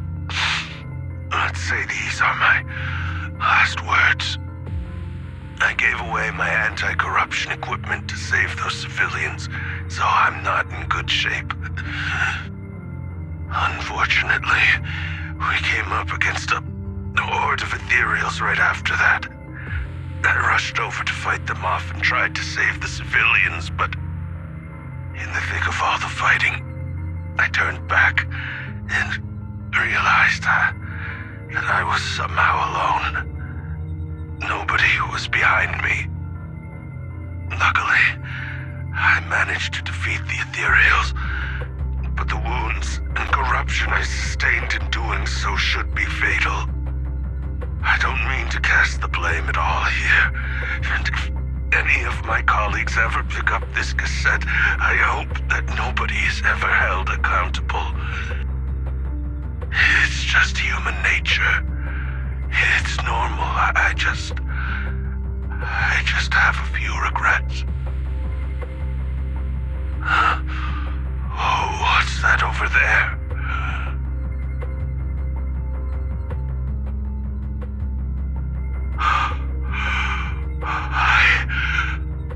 I've seen a miracle. Yes, that thing is right.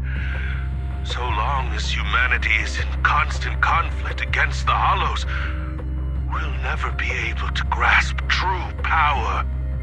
Only by embracing everything. It's the only way. Only by embracing this power can everyone survive. Oh, Creator, please grant me this!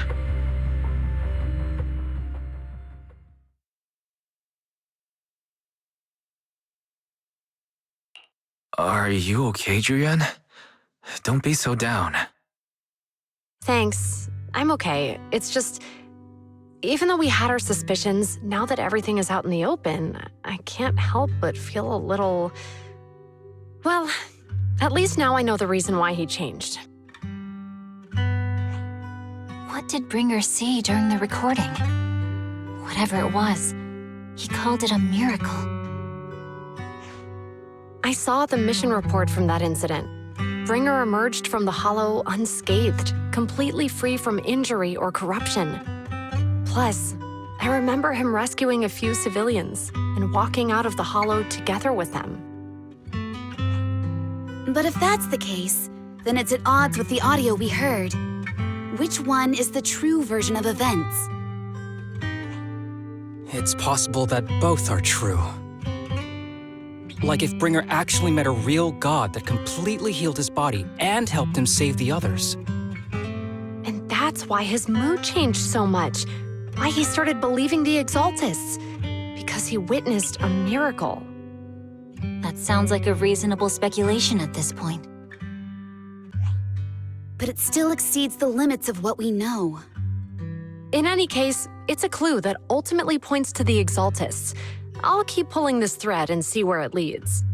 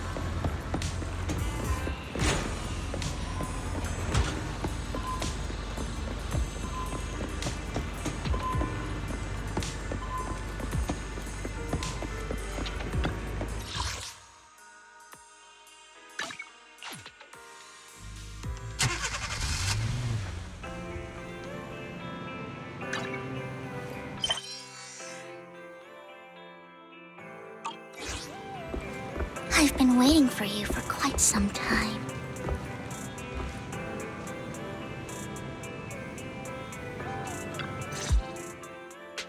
We meet again, Master Proxy. I imagine you've already managed to gain some info from the conspirators. About some people who wish to use sacrifice to launch an attack on New Eridu.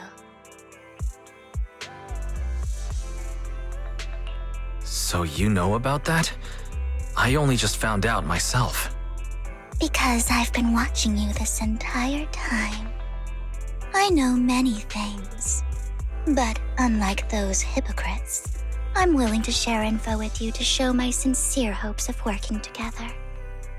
I need to find Bringer's belongings. Bringer's belongings? Did he even leave anything behind? Oh, he did. I have complete confidence in my intelligence network. All the more reason for you to work with me. You've probably already guessed, but what Bringer left behind will be crucial for cracking the alleged sacrifice attack. Find it, and we'll finally know what they are after. Who do you mean by they? The Exaltists, of course. They're always lurking whenever something related to sacrifice comes up. Actually, the Exaltists and I, we have a bit of shared history. But No more than that until you officially agree to work with me. I'm still not sure. What's not to be sure about? We both share the same goal, and I won't harm you. By the way, might I ask, you're not proficient at in-hollow combat, are you?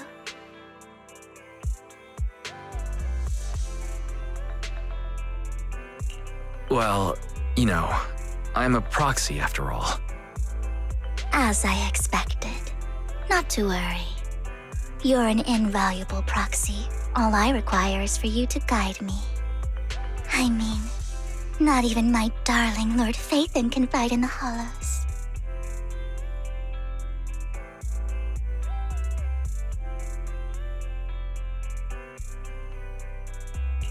Hang on. What did you just say? Your darling Lord Phaethon? That's right. The best proxy in all of New Eridil. Lord Phaethon.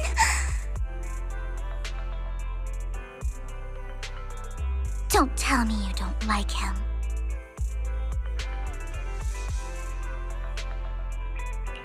You might not believe this, but I'm actually Phaethon. You're an outstanding proxy, that's true. But Lord Phaethon's a cut above. No one could ever replace Lord Phaethon.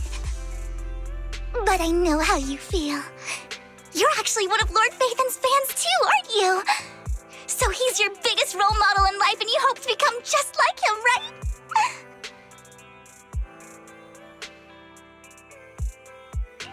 How should I put this? I'm not really a fan of Phaethon. I get it. You're ashamed. Because you love him so much. I went through a phase like that once. But it's okay to be brave and admit your love. Relax. I'm with you as you make your journey, fellow fan.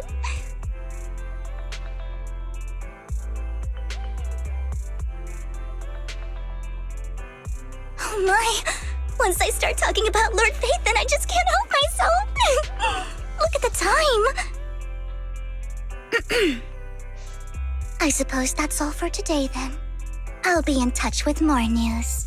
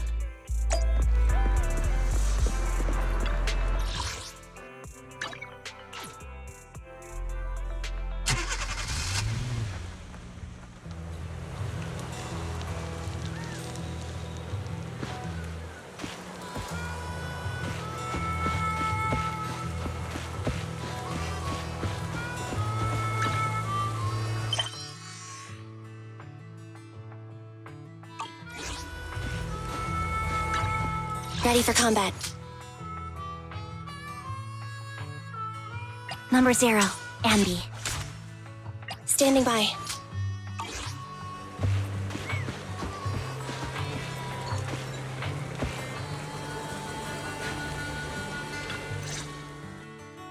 Proxy, you're here too. I didn't expect to run into you here.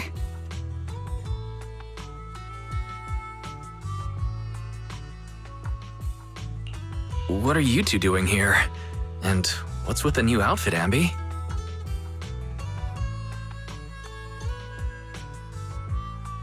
I'm here to investigate that incident.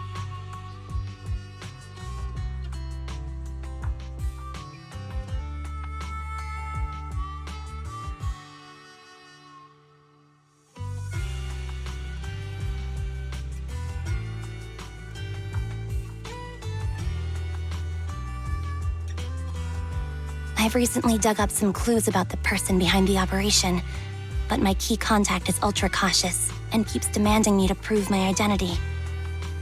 So, to gain her trust, I decided to meet her dressed like this. Now that everything is completely finished, this uniform doesn't really represent anything in particular.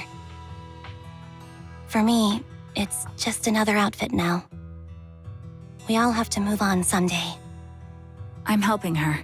I want to make sure whoever's behind all this is caught. Ah, and who's this young lady? This is my friend, Vivian. We're here investigating a few things ourselves. Ambi, one of the Cunning Hare's most powerful members. And Trigger, an Opal Squad sniper. It's an honor to make your acquaintance. You know us? Looks like someone's done our homework. Is it because of the proxy? You two are practically celebrities. And because of my work, I've got loads of info when it comes to anyone with a name around New Eridu. I see. Seems you're handling your work well. Let's prepare to enter the Hollow. Unless you have any further questions, we'll be taking our leave now. You're going into a hollow? Proxy, you plan on going in like that?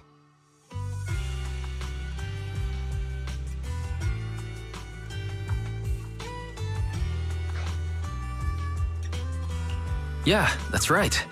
I've recovered quite a bit lately, so I don't need any protective equipment in the hollows.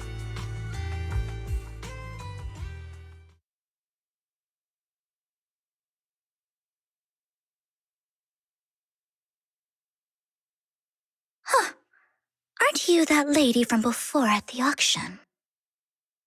Hello. I didn't expect to see you again, young lady.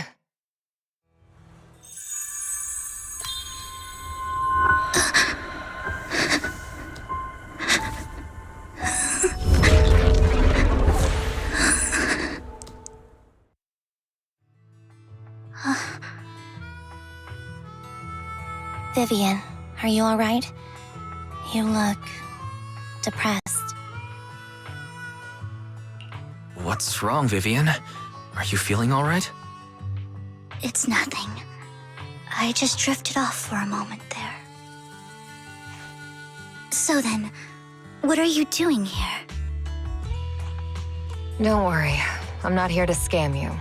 I'm waiting to meet someone. Don't tell me. You're my contact for intel? That's me. Ambi from Silver Squad, I presume? Pleasure to meet you. All right. I'm going to exchange some information with Miss Ambi here. So if you'll excuse me.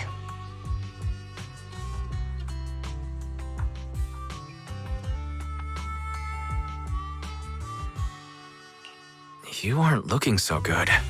What's the matter? I can tell you later, but not right now. Okay, that's all the information I got for you. In return, I want you to do something for me. Take me into the Hollow. I left something very valuable inside.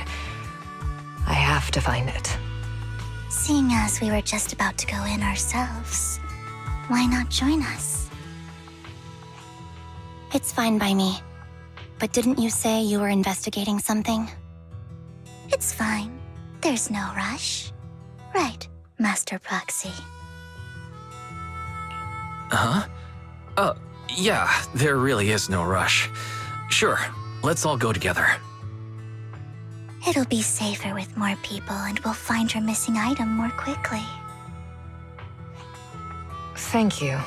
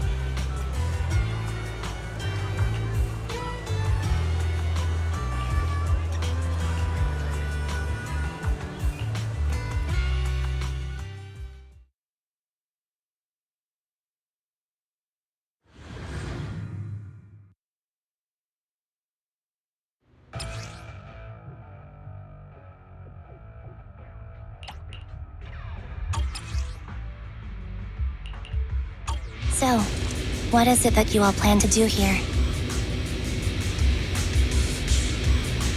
We are here to look for something too. Something extremely important. If only the battlefield was new. Eridu's future may well depend on it.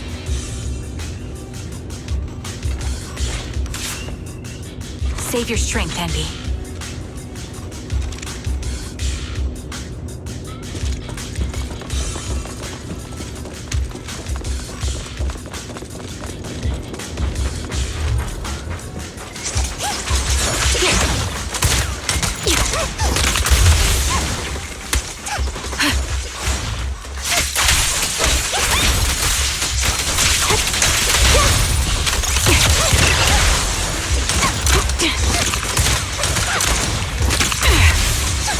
Ether Vision activate.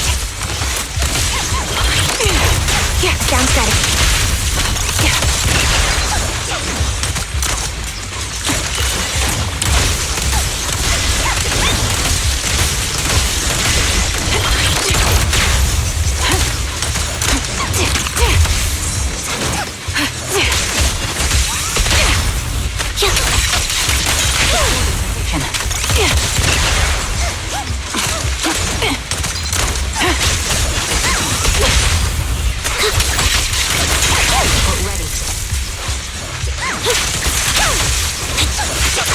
To pin them down.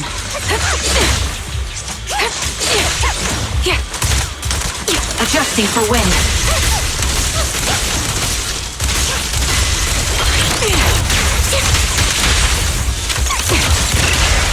Now it's my turn to ask questions. What exactly is it that you're investigating?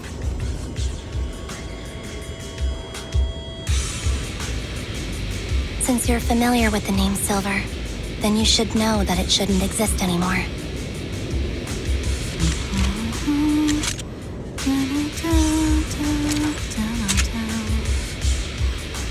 What I'm investigating has something to do with it.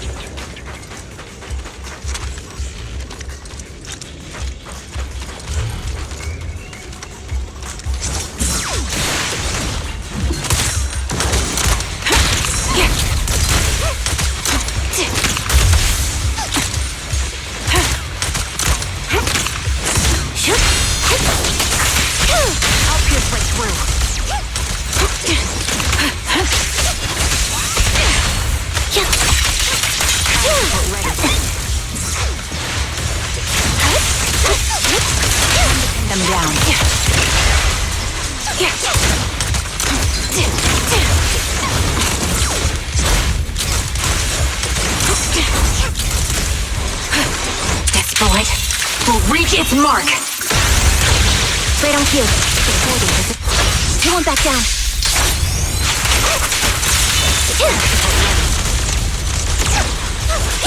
Mind the blind spot. Now you pay. The target's weary. Recalibrating. Can't catch me.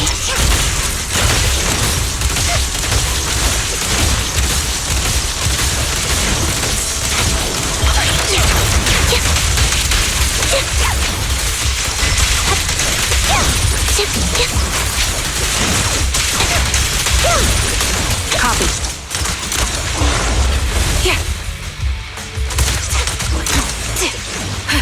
Adjusting for wind. Move behind me. Proxy, let's use that fissure to head to the next location.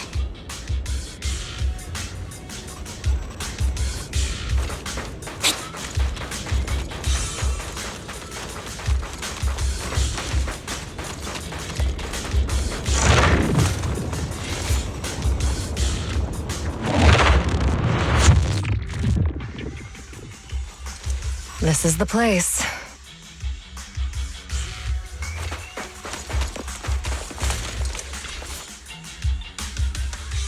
So, what is it that you're looking for? A ring. I was excavating ether here before and accidentally lost it somewhere. Please, could you all help me find it? It has to be somewhere among all this stuff here. Sure, I'll start looking.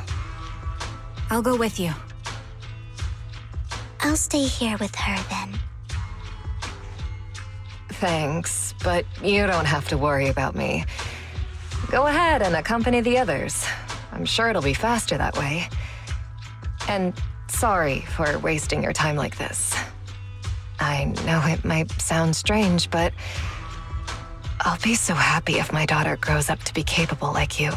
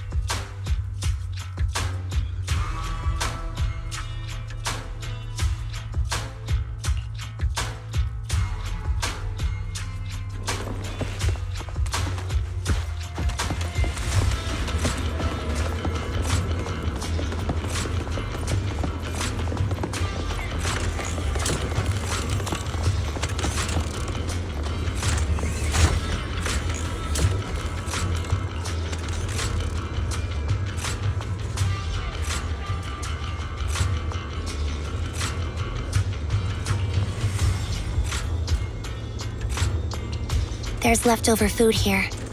I don't want to imagine what's inside the bag.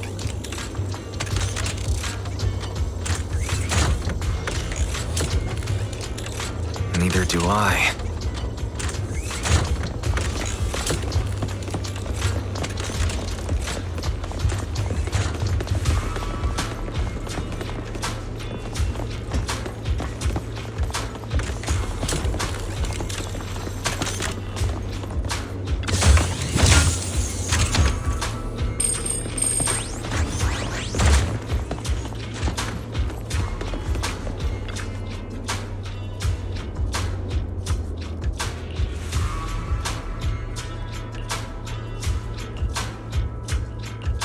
toy that seems emotionally stable. There shouldn't be a ring hidden in it.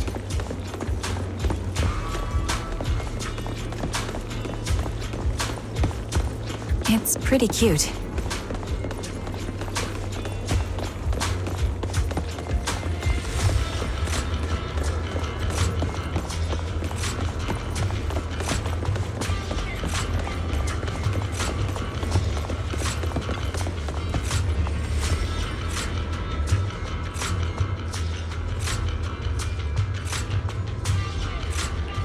It's a fancy lunchbox? I wonder if its owner is safe and sound.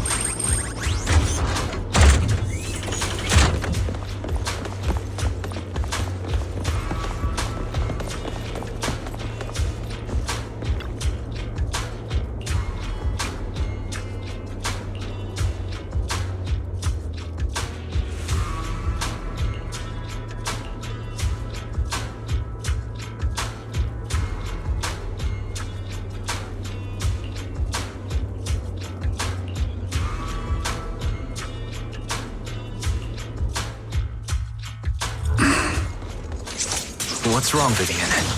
You've seemed worried for a while now.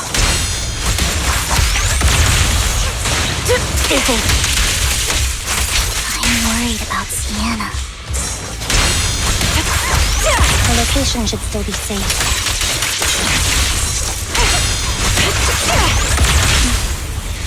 I hope so.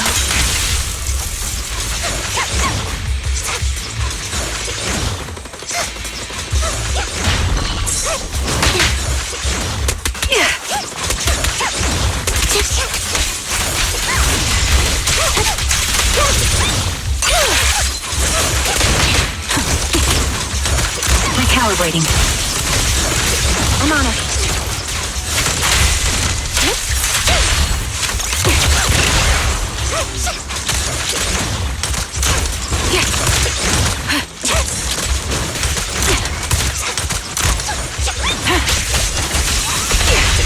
Sound static. Reporting position.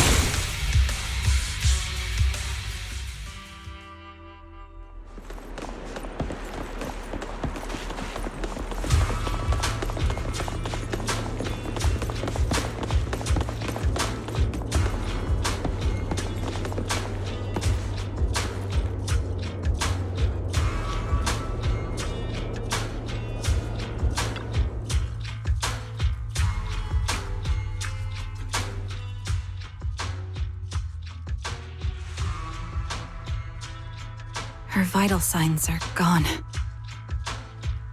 What happened?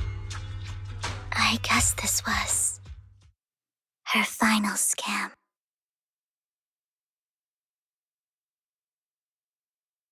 There's one thing I must remind you. Your time is running out. I'm not sure how you can tell, but you're right. I'm going to die in here. That's my plan. I'm very sick and don't have much longer. If I try to get treatment, it'll just be a burden on my daughter. So I scam my way through a bunch of physical exams and managed to take out a hollow corruption policy through Ravenlock Insurance.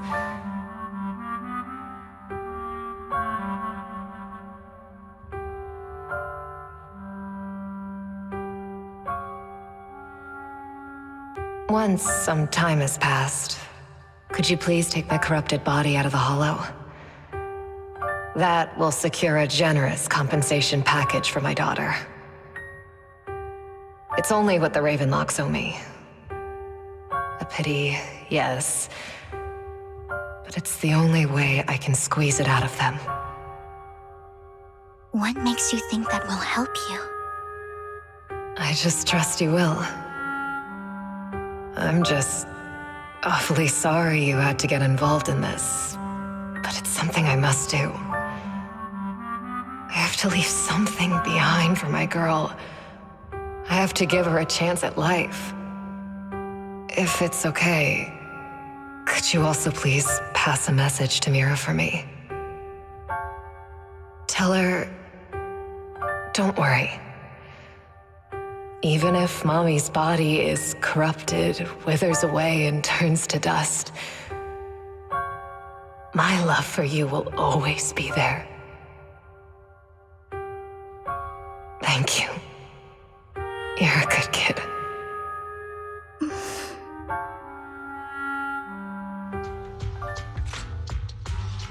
She was betting that we'd help her. So, you were aware of this the whole time? Yes. Because I saw it.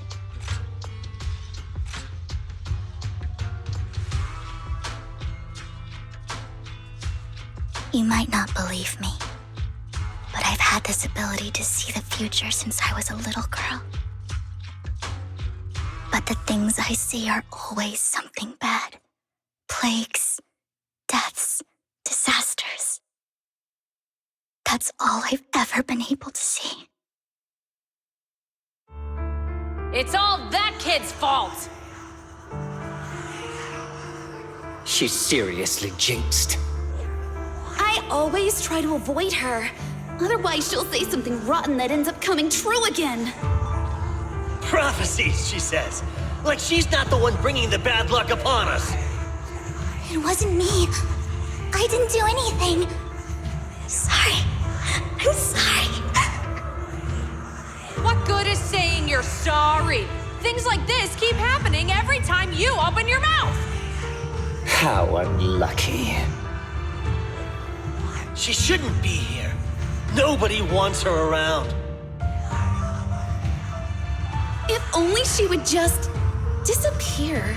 I just wanted to warn you all. I'm sorry.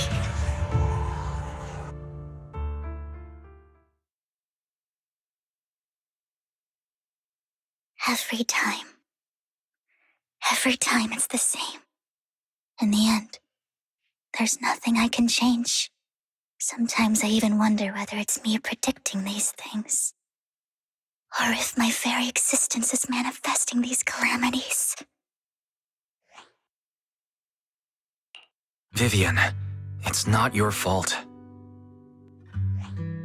You were just trying to be kind and warn them about impending disasters.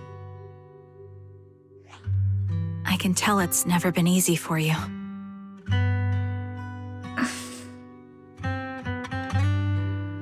Thank you. No matter what,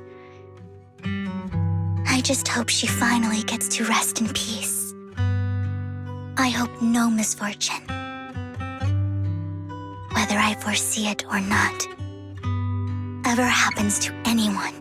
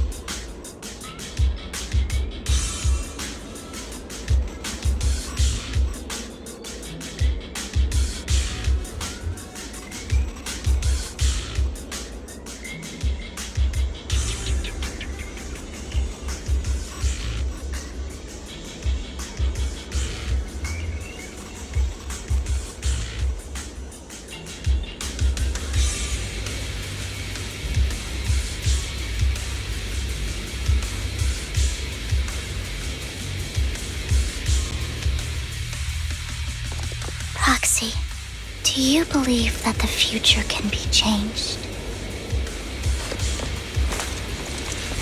That's quite the sudden question. I think that it can.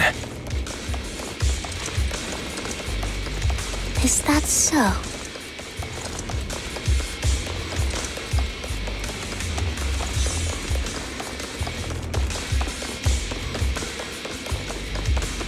In my memories, this has happened countless times already. Why can I only see these misfortunes? Why can't I even have a sliver of happiness? Copy.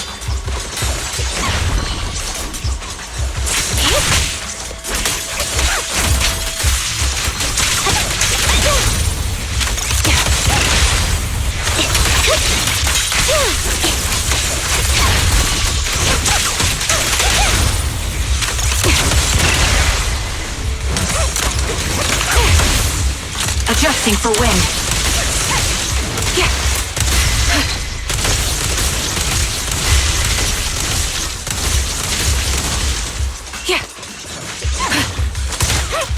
Move behind me.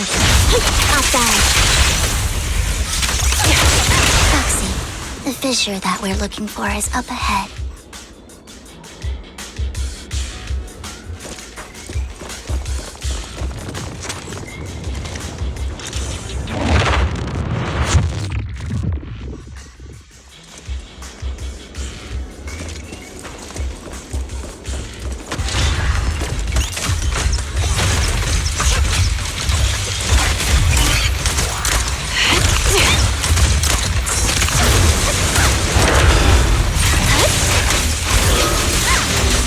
Save your strength, Envy.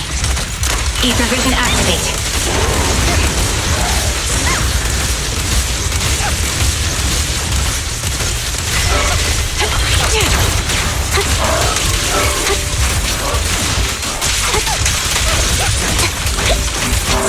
Engaging head on. My bullets are one with the wind.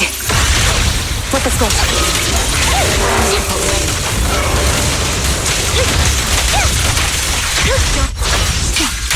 Loyalty. Help your way through. What was it done? Get behind me. Adjusting for wind.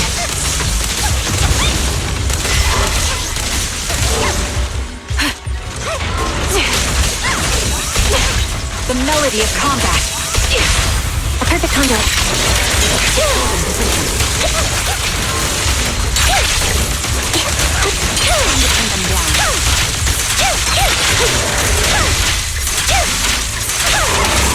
You're in my sights. Wide open. Show no mercy.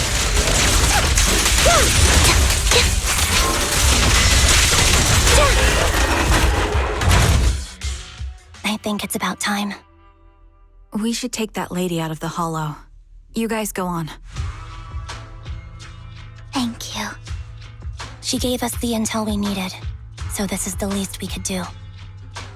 I hope everything else goes well for you.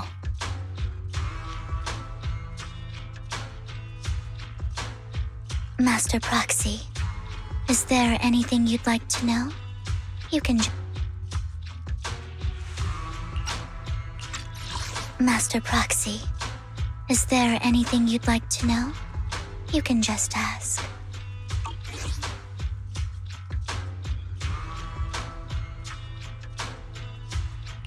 I'm curious about your story, Vivian, but we can talk more once you feel ready. Don't worry, I'm very patient. You're the first person to ever say that to me. I'd be happy to share my story with you. These premonitions I see are not within my control, and they always come to me in a flash, like a flood of images in my mind. Most of the time, I see death, disease, accidents, and disasters. Of course, there are also some non-fatal mutilations.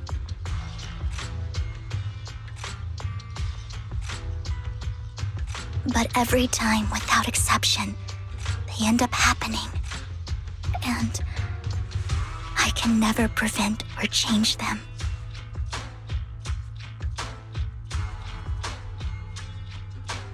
That's all I have to say about it. If that offends Master Proxy and you don't want to hang out with me anymore, then I can understand.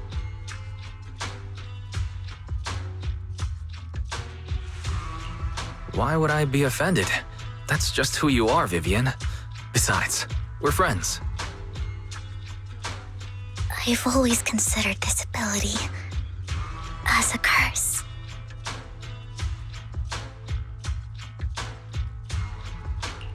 It's not a curse. Actually, I think you've been given a gift.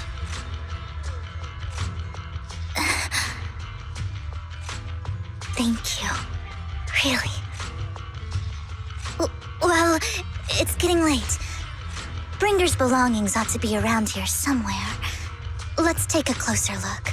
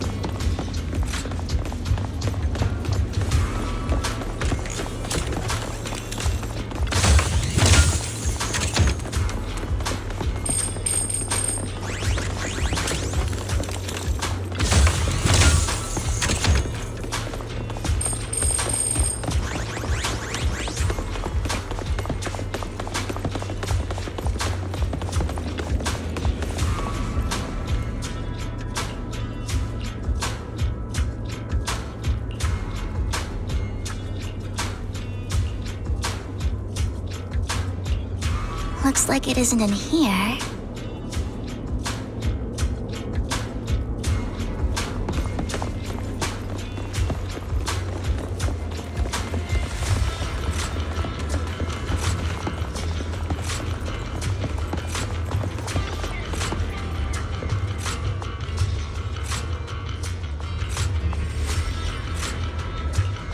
Strange, there's nothing in here.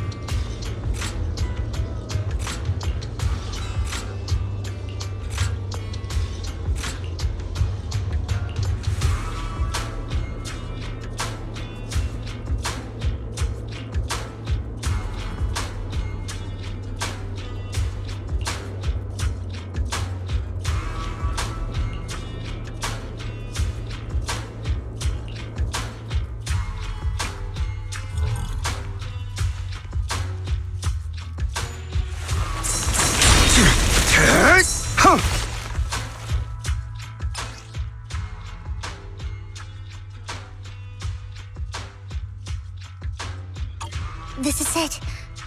This notebook is what Bringer left behind. But I don't know what these markings on it mean.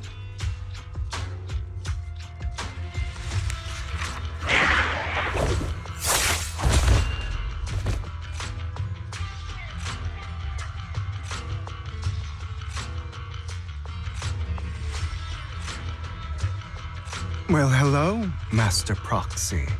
It's been a while. Oh, don't give me that scandalized look. I did just save your lives. I would have protected the Proxy even if you hadn't appeared. I'm sure of it, but I happen to be in the area. Worry not, dear companion. I have complete confidence in your strength.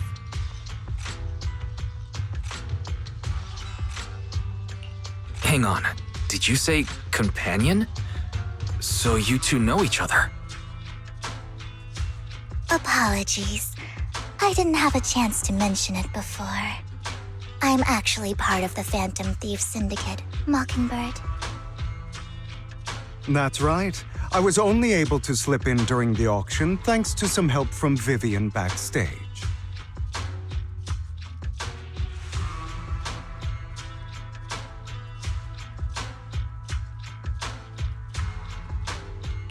So the whole time you were only bidding on the collections so you could get backstage and tamper with things? I warned you before.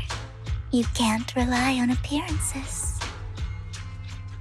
Don't worry, Master Proxy. We don't have any ulterior motives here. As you've probably heard, Mockingbird is a renowned phantom thieves syndicate in New Eridu that, despite its longevity, has managed to maintain the secrecy of its members' identities to this day. So, disclosing our identities to you is essentially the highest sign of good faith that a Mockingbird phantom thief can show. But Lycon said that you're very dangerous, and we should be careful. Then I imagine he's also told you about some of our past. And I'm sure you know that in a complex situation like ours, you shouldn't listen to either side over the other.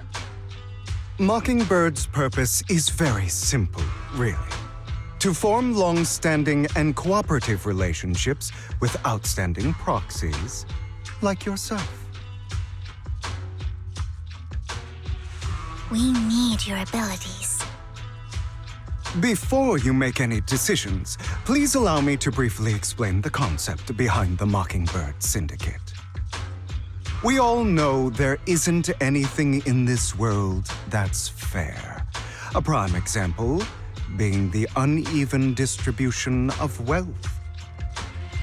People from tops splurge on luxurious collectibles, while the poor have to gamble with their own lives just to get by.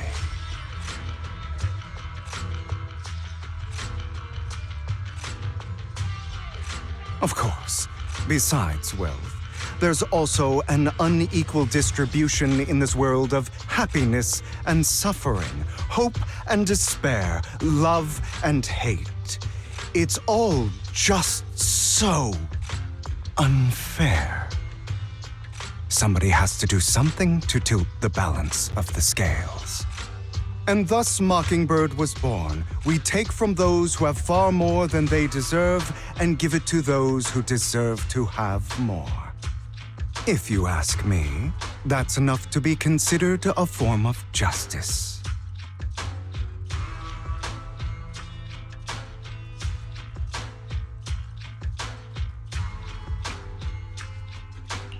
I don't really agree with this form of justice. No matter. Words inherently come with limitations. I intend to let my actions do all the talking. However, aside from these philosophical considerations, we also have a crisis on our hands to deal with. As you know, the Exaltists are plotting to use the power of sacrifice to launch an attack on all of New Eridu. We can provide you with all the latest intel, just like that notebook you found. Something those pompous housekeepers would never be willing to do. And the most crucial part of this whole game, the sacrifice core, is currently in my possession. I think that makes this a highly competitive deal.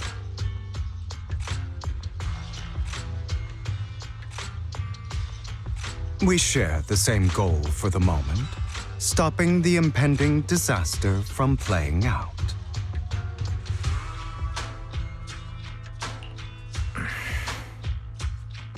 I need some time to think about it.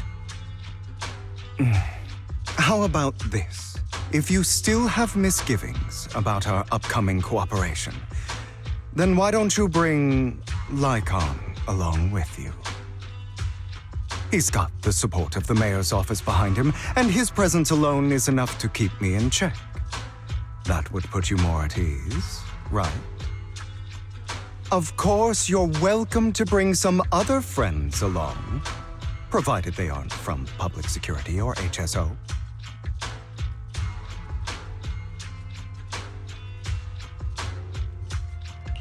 Well, if you're willing to let my friends come along, then you've got a deal. Great. It's a deal. By the way, Proxy, this is for you.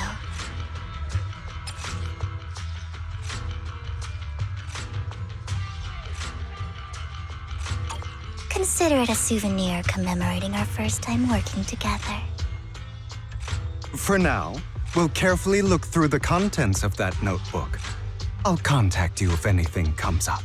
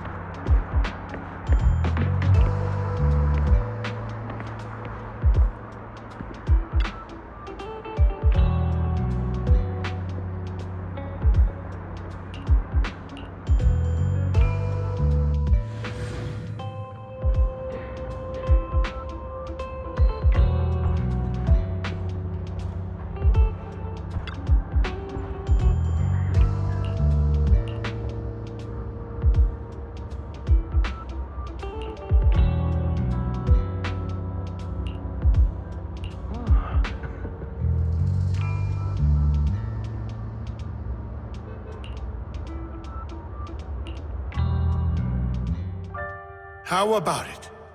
Will you work with me? Not bad. Let me be honest with you. I have the sacrifice core that you're after. I am Mockingbird. So it's you. I never thought you'd be so bold as to come see me alone. Relax, my friend. As you know, if I can sneak into such a heavily guarded auction, then naturally, I can just as easily slip away right now. I'm here with the sincere intention to seek cooperation. I can give you that sacrifice core.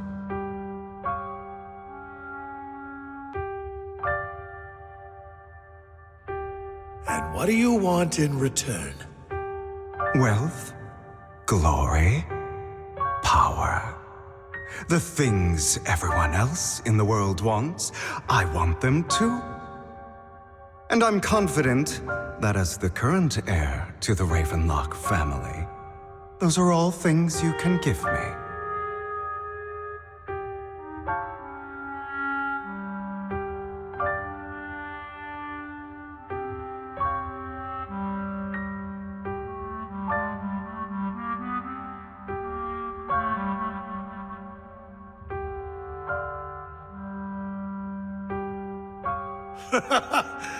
Then you've certainly come to the right place.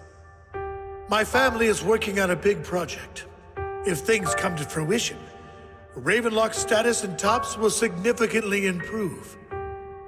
At which point, I'll be sure to leave a spot for you. Naturally, as an outsider, you're precluded from handling any of our core business. But profits from the scraps alone will be enough to set you up for life.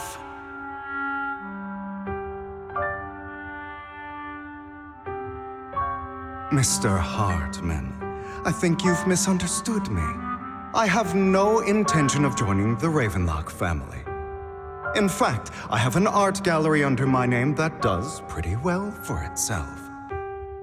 I was hoping you could recommend me for Tops.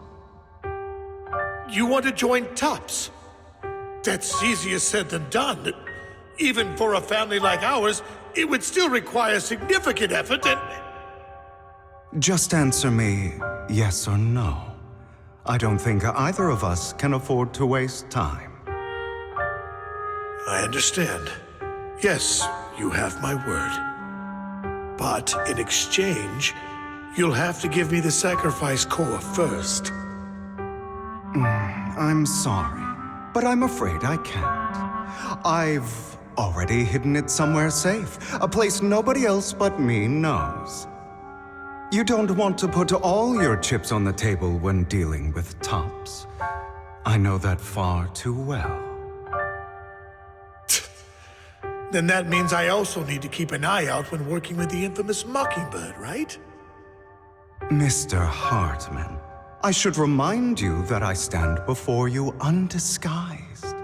Coming from a phantom thief who's never publicly revealed his identity, shouldn't that be sufficient assurance? If I betray you, then you merely need to lift a finger to wipe me from the face of this world. You do make a valid point there. In that case, you have a deal.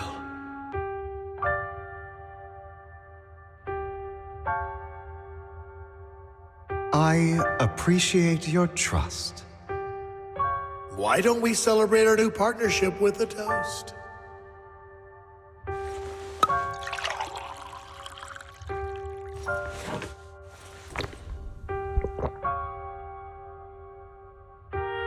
Having a drink before undertaking anything important is a family tradition. It's good luck. As an outsider, it's a real honor. By the way, you aren't the only member of your organization, are you? Shouldn't all your companions agree to this deal first? You don't have to worry about that. I'll make sure she agrees. Otherwise, I'll get rid of her too. Seems you'll do whatever it takes to get things done. Great things lie ahead for someone like you.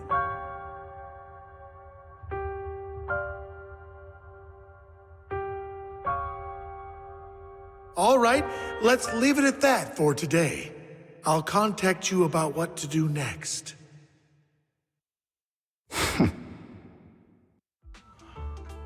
That's him! He's the one who killed Serena! She was the only one who was ever any good to him, right? That's how he repays her? That's why they say once a mongrel, always a mongrel. Just look into his eyes.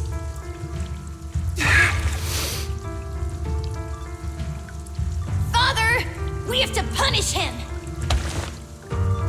Serena had been ranking ahead of him. Hugo must have poisoned her water so he could pass her. Pure evil. Typical for an impure bloodline. He should have been kicked out ages ago.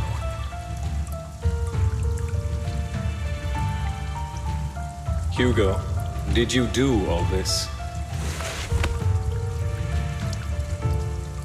Yes, it was me.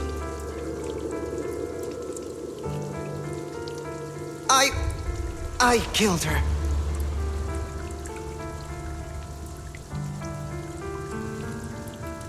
He admitted it! Father, he must be expelled! He has no right to live under the same roof as us. Why don't we reunite him with Serena then? Nobody would ever know.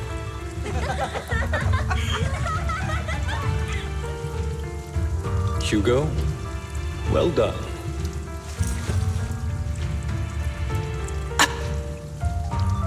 My children, how many times have I told you before? In this world, only the most ruthless, cruel, and unscrupulous of people ever make it to the top. Like Hugo here, who was willing to murder his only true loved one without a second thought. Only someone with the means and the gumption to do that is qualified to be my heir. But I... It's all over now, and the results are obvious. The winner of this month's assessment is Hugo. As for the rest of you, go to the usual place for the punishment you deserve. Father! Before this, I was #1. As I've told you before, there's only room for one winner in this family. You're still a loser, even if it's by the smallest margin. And there's no reason for a loser to exist. This is all for your own good. Do you understand? Go on now. Receive your punishment for the sake of the family. Yes, I understand. I'm sorry.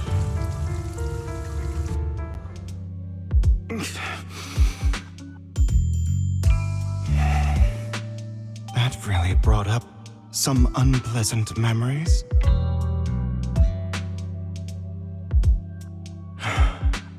It won't be long.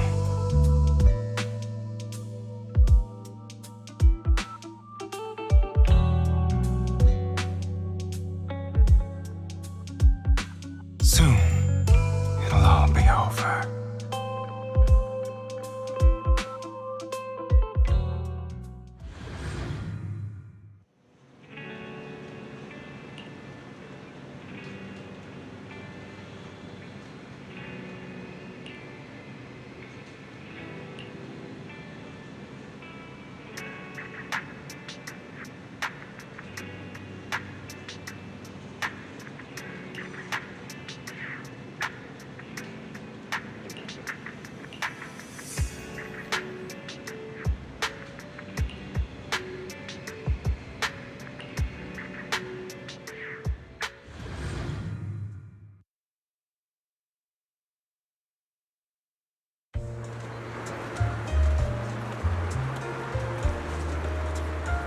Thank you for escorting me here, Proxy.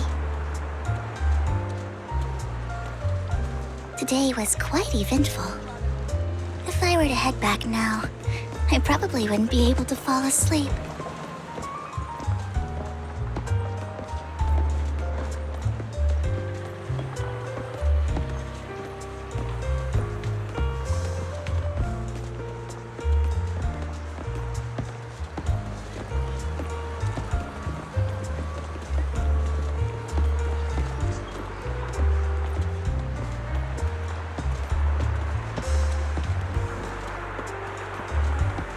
You're a child that only brings misfortune. People have been saying that about me for a long time.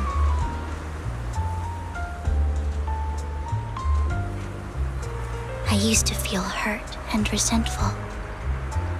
But now that I think about it, it's perfectly normal for people to react that way.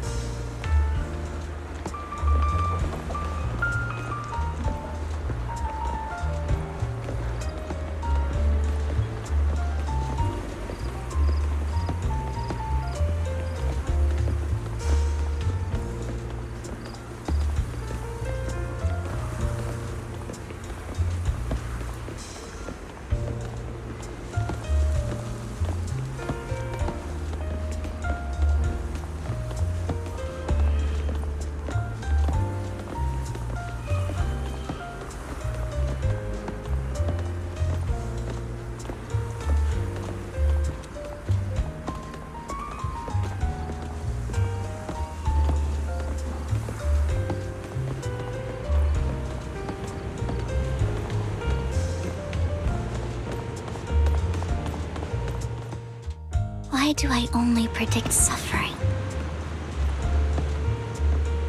If I could predict happy things, joyful things, would people like me a little more?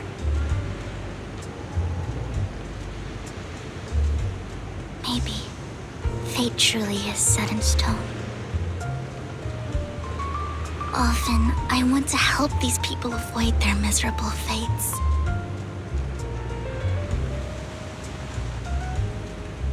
For a time, I even thought that I was successful, that I could change people's destiny.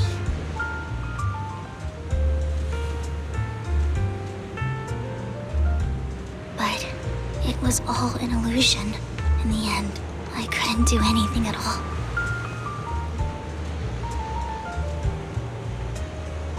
So, I was really happy when you said that my abilities weren't a curse, but a gift.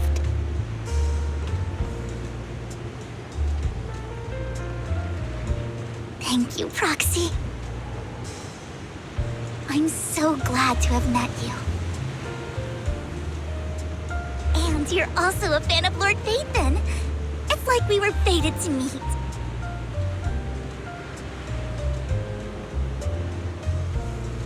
I don't know why, but I feel completely at ease when I'm by your side. I feel like I'm free from judgment, from blame.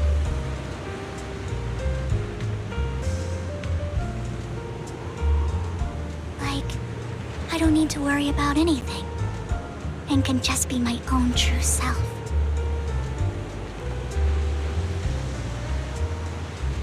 Perhaps people really do possess an aura, and ours just so happen to be extremely compatible.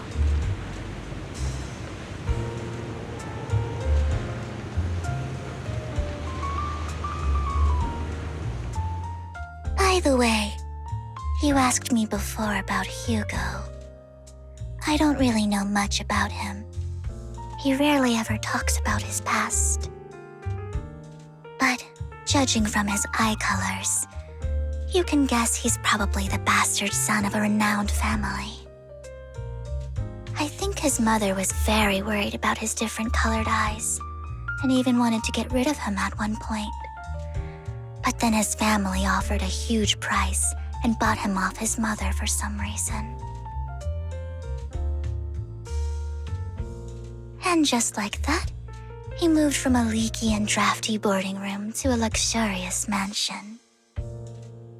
But he's also mentioned that the extravagant home is actually like hell for him. I think it's probably because the family treats him terribly. I digress. He ran away and ended up meeting Lycon and his master. After that, they formed Mockingbird together and experienced a rare period of happiness. Until Lycon's betrayal.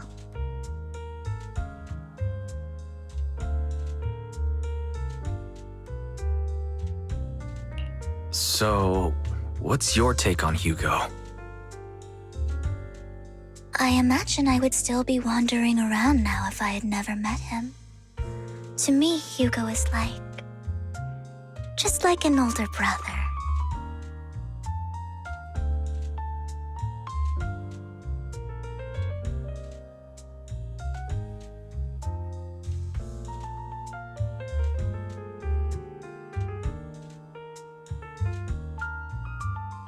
I've always felt as though he's carrying some heavy burden with him.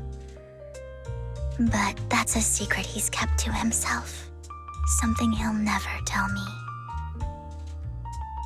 Sometimes when I look into his eyes, I can feel that he's really struggling with something. Even though he may say some extreme things, Hugo really isn't a bad person. I think one day he'll tell me his secret. Until then, I just have to wait. Wait and trust him.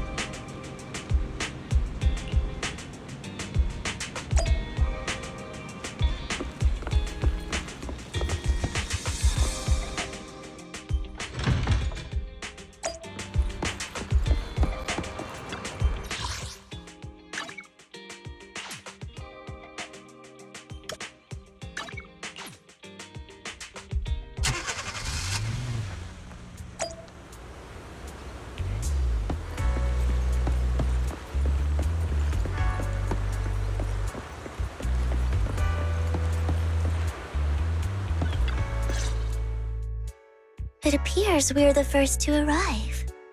I thought we were running late. This might sound weird, but it's nice to think about getting to work with you from now on.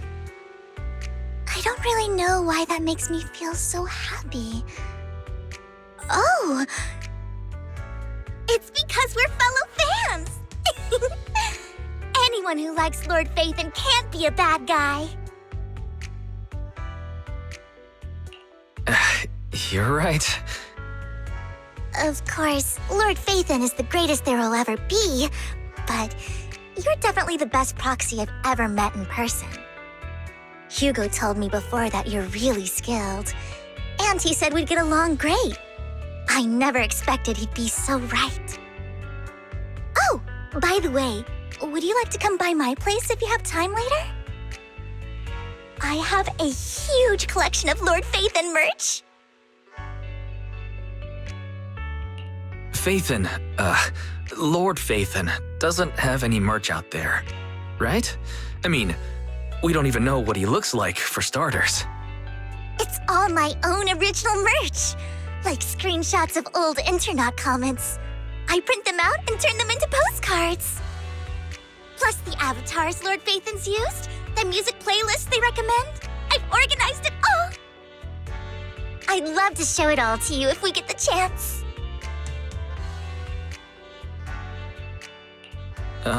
Well, I appreciate the thought. Speaking of which, what's taking those two so long? Hugo said he had some preparations to do before entering the Hollow. I wonder how that's coming along.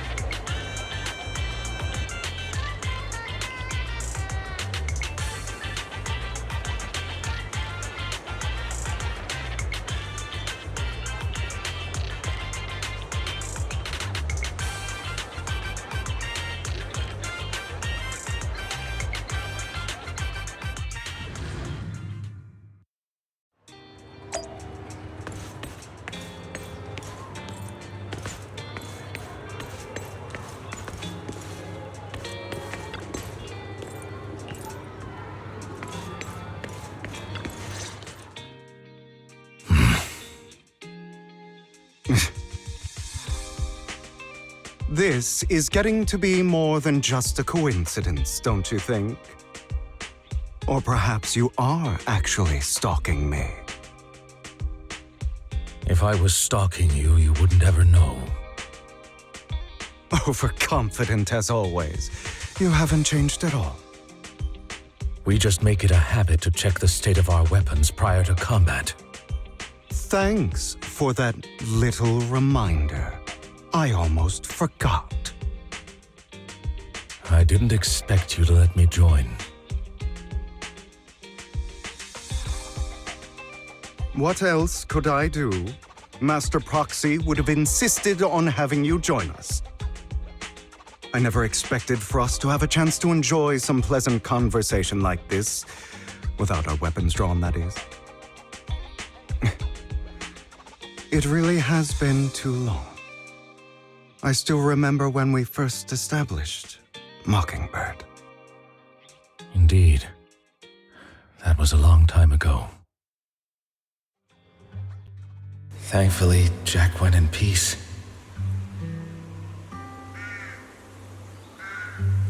He must have known about his condition for some time. He even left us with instructions. Passing peacefully in your sleep is the most natural way to go. I'm happy for him.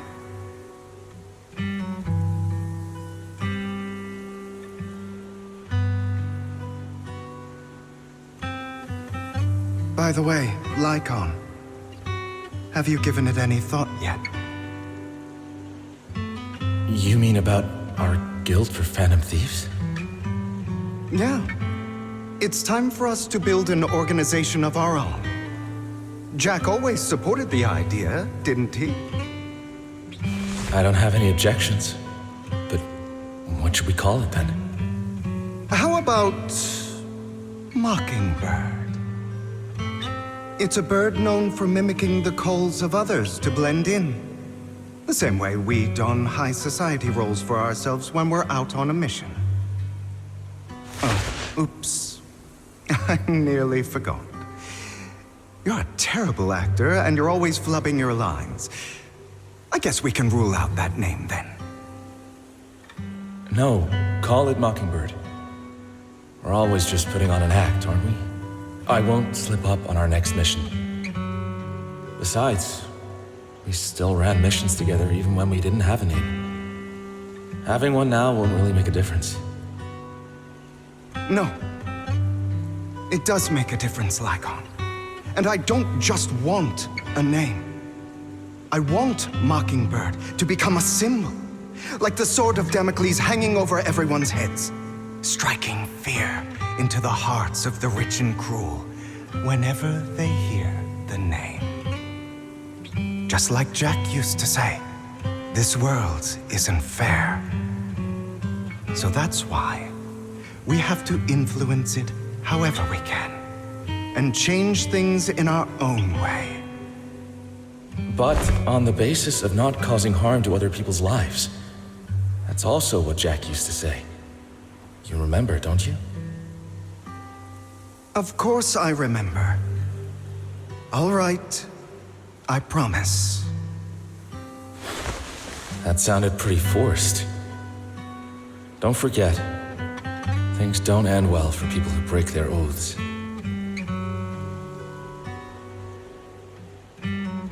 I'm good for my word. You must trust your fellow companions. That's also something Jack would say. Well then, today's the day that Mockingbird will officially start flying. Our first order of business, deciding on our symbol.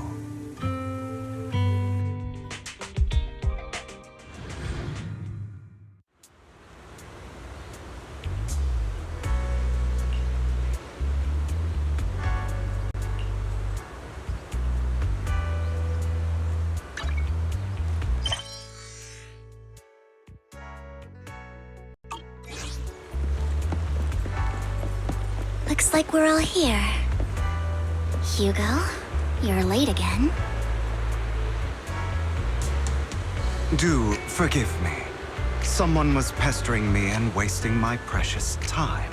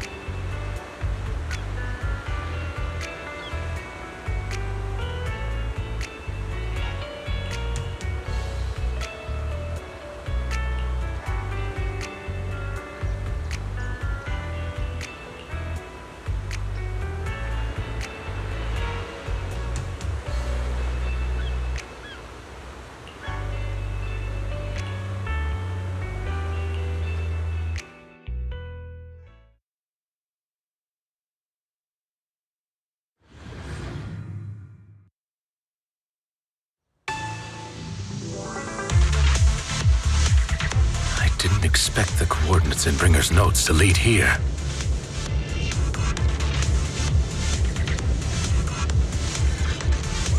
Oh, are you familiar with this place?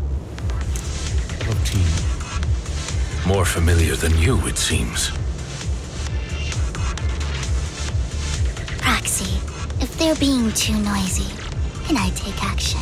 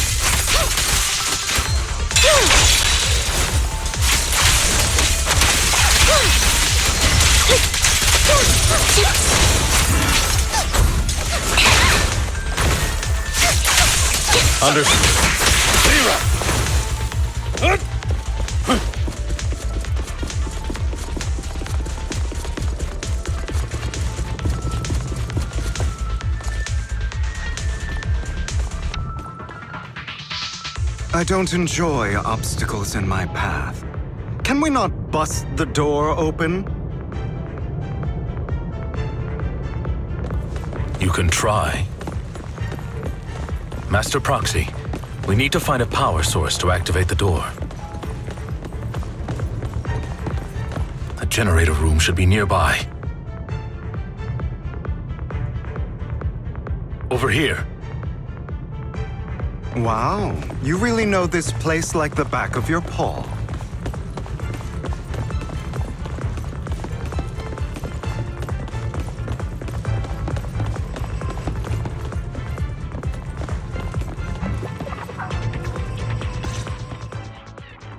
Master Proxy, I hate to be the bearer of bad news, but there's something wrong with the circuit. It seems to be blocked. Don't tell me. Victoria Housekeeping's high and mighty attendants can't even fix a simple circuit. I can fix it, but I'll need a circuit diagram before I can do anything. I've seen diagrams for this type of circuit before. It's a pity that we're unable to connect to the outside world from inside the hollow. Just leave that problem to me. Wise, I just sent an image of a circuit diagram to you. Have a look. Thank you very much, Master Proxy. Now then, let's start repairing this circuit.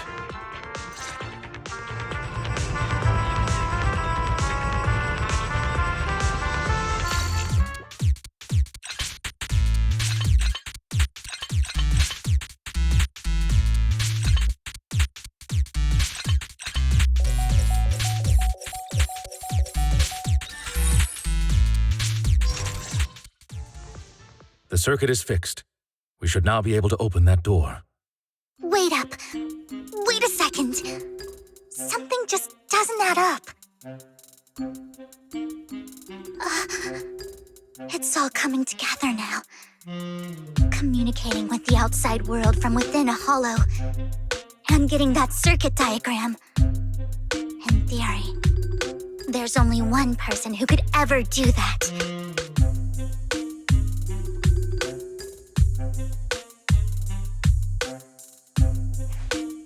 Could it be your Lord Phaethon? Impossible. There's no way. But then again, only Phaethon could have done that. Wait up. Wait a second. Something just doesn't add up. It's all coming together now. Communicating with the outside world from within a hollow. And getting that circuit diagram. In theory, there's only one person who could ever do that. Could it be your You're Lord Phaethon? Impossible. There's no way. But then again, only Phaethon could have done that. I mean, you're an incredible proxy, sure. And you're a good person. But could you really be Lord Phaethon? That's me. I'm Phaethon.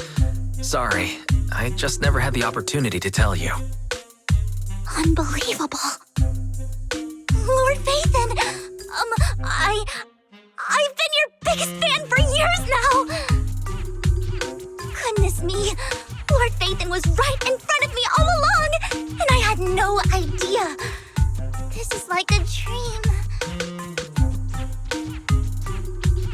Could you, I mean, if you're willing, could you please give me an autograph and a group photo and...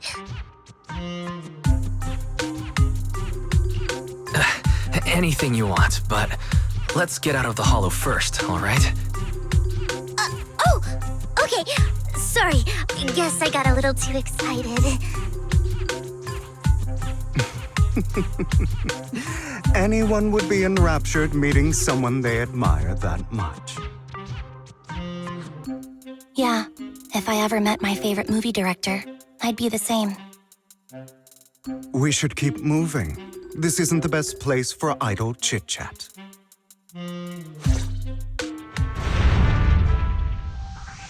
The door's finally open.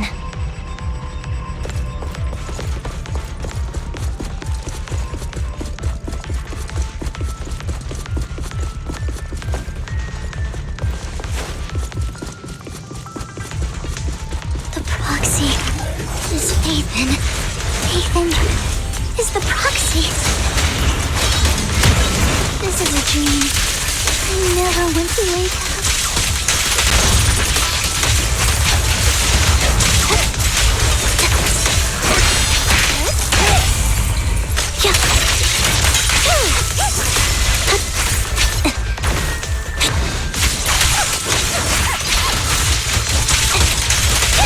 Right over.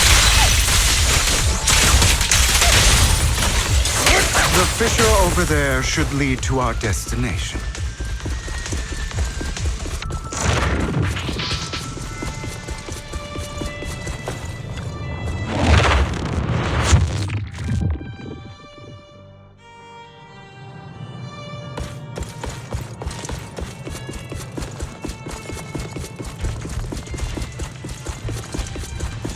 Lycon, your fighting style wasn't so reserved in the past.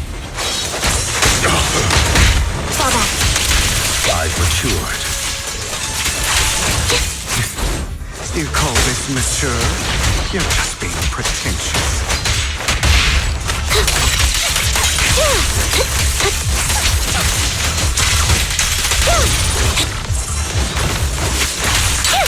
Off balance.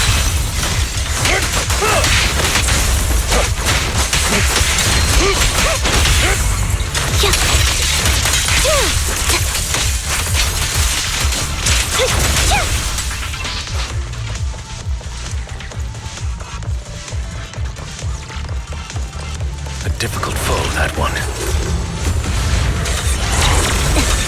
Let us leave this place at once. Ensuring Master Proxy's safety is our highest priority.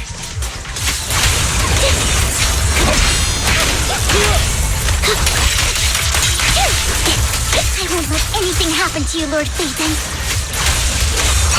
Right over.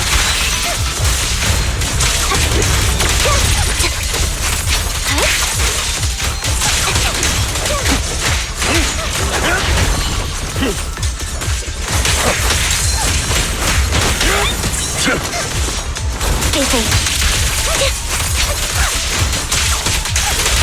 Off balance. Say no more.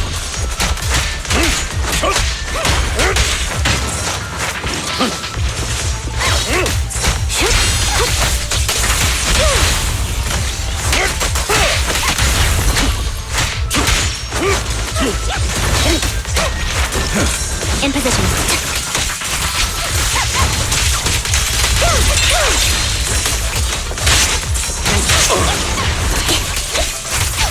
out of it.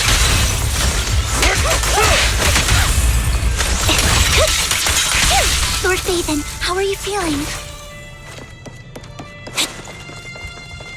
Are you tired? Do you need a break? Some food? Water?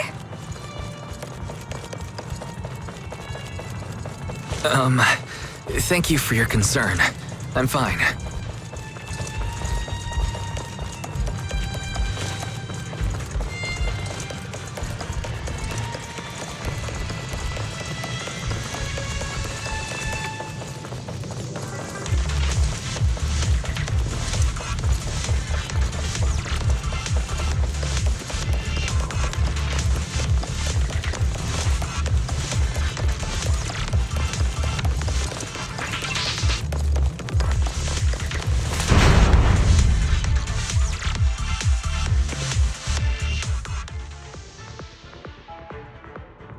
Master, a complex mechanism has been detected ahead. To pass through, you need to activate all 3 smaller mechanisms. Suggestion: split up and handle them simultaneously to save time.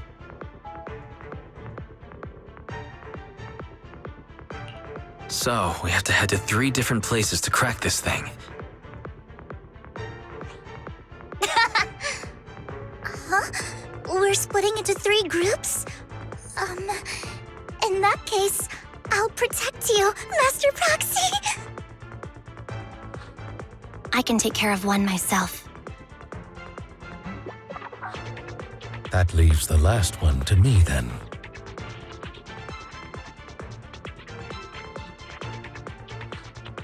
You should go with Hugo.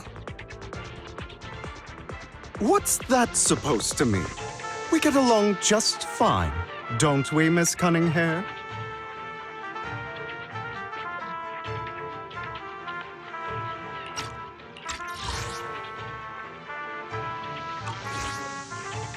I don't know what's going on with you two, but you've been bickering the whole time. It's annoying. This is a good chance for you guys to build some rapport. Anby's got a point. Hugo, just go with Lycon. You just want to be alone with your Lord Phaethon, don't you, Vivian? Huh? That's not it! Maybe we should go over it all again. You know, just in case anyone's not fully on board. There's no need, Master Proxy. Our top priority right now is to crack the mechanisms as soon as possible. It's just a simple mechanism. I can handle it solo. Lycon, you better not slow me down. I really want to recommend you two some movies for a crash course on teamwork.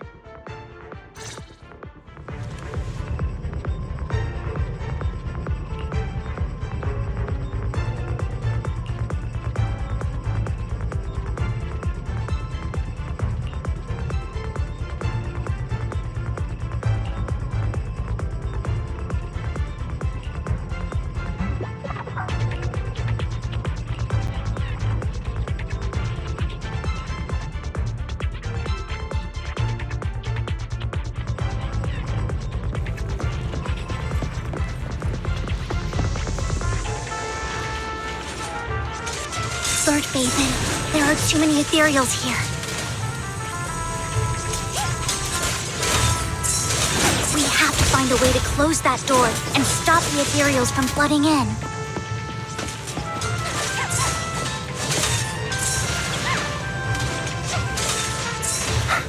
Leave it to me. I feel incredibly strong right now.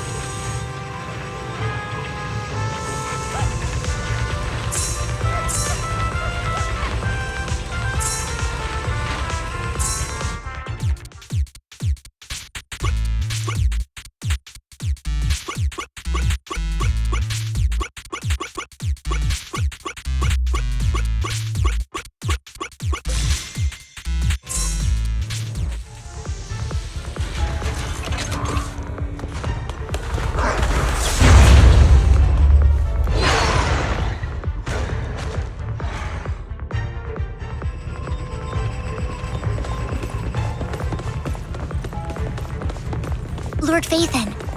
Seems like we both need to press down on these mechanisms at the same time.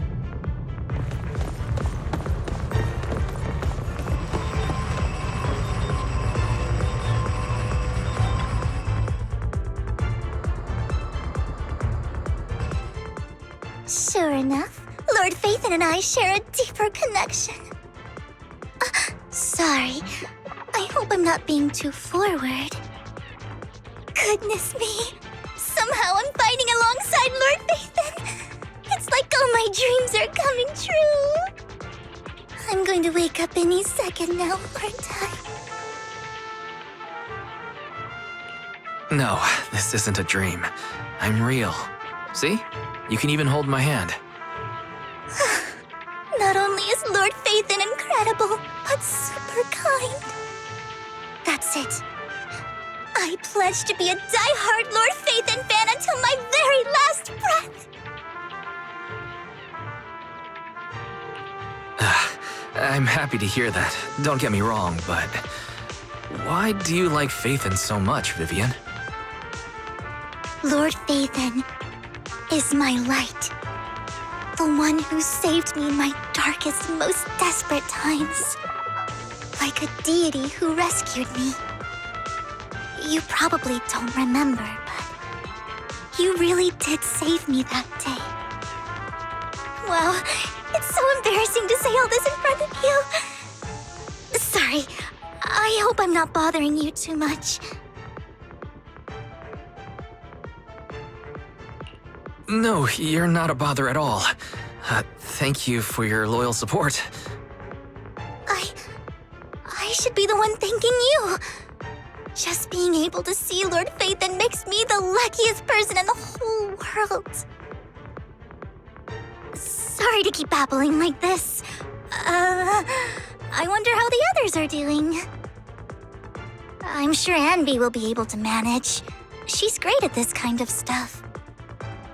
But as for Hugo and Lycon, let's just hope they don't get into a fight with each other. Roger. There are too many ethereals here. Though, it's not a huge problem.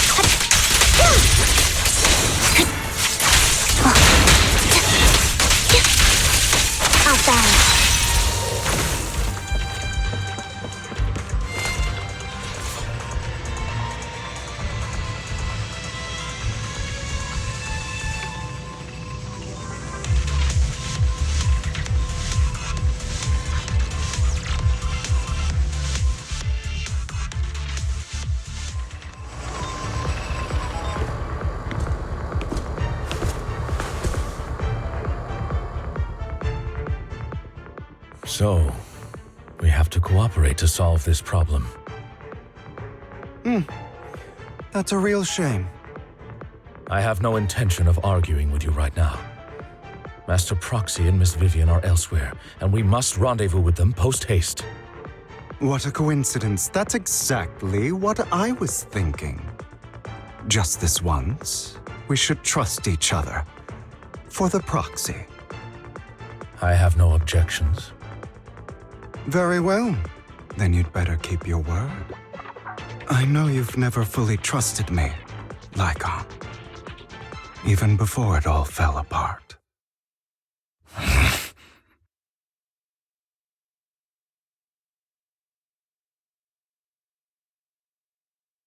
You wanted to speak to me alone? I know you and Hugo are as thick as thieves and don't hide anything from one another.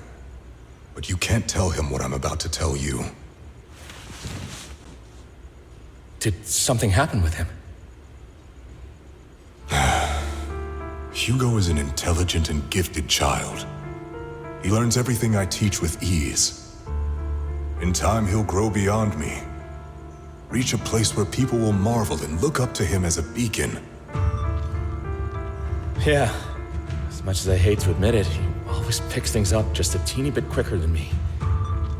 But none of that matters, because I can overpower him easy. I don't think being gifted is a good thing for him. What do you mean? He bears a dark and painful past. What he was taught, the hatred he was faced with, everything he picked up. It's all become an integral, inseparable part of him. I believe that beautiful flowers can blossom even in the darkest abyss. But the roots of that flower would draw from evil instead of good. Hatred instead of love.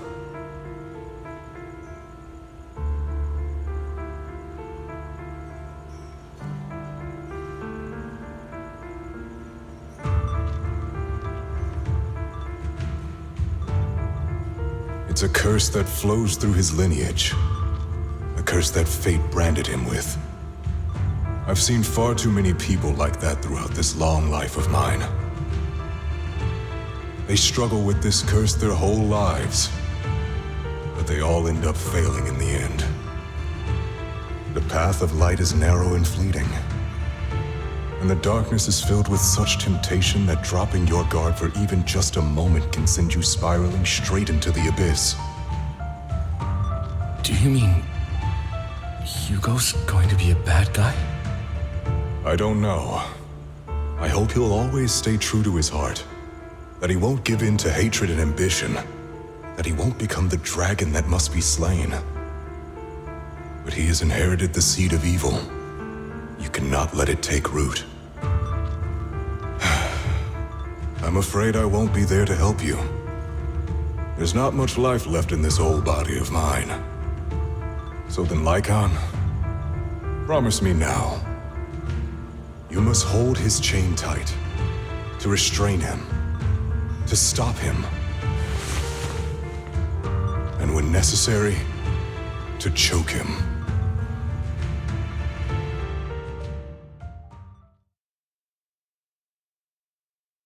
You've become slow.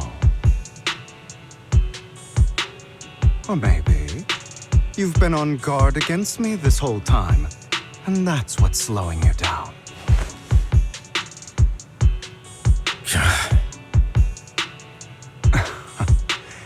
Looks like I was right.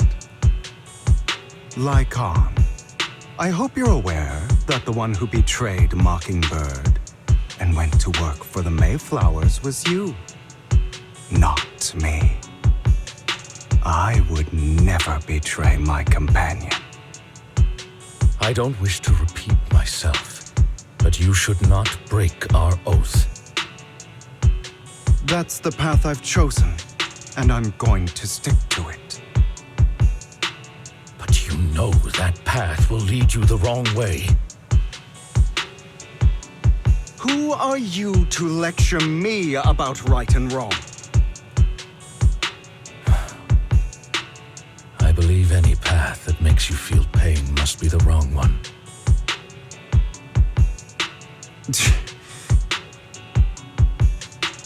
Your disgusting sympathies make me sick, Lycon. There's only ever been one person who can kill me or save me, and that is me.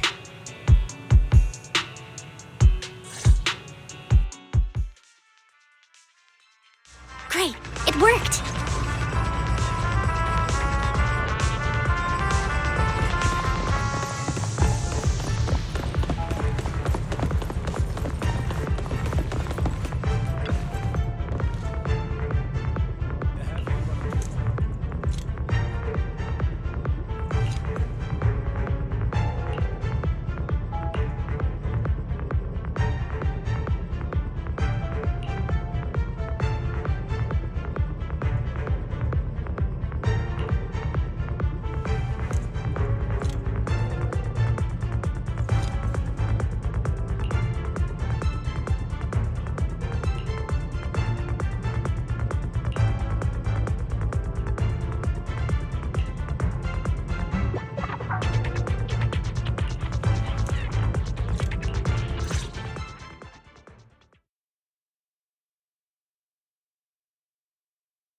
That was loud. What's happening up ahead? Hold on, everyone. I'll go check it out. It's probably multiple ethereals attacking. Just in case, I'll go with you. Vivian, you should go with them too.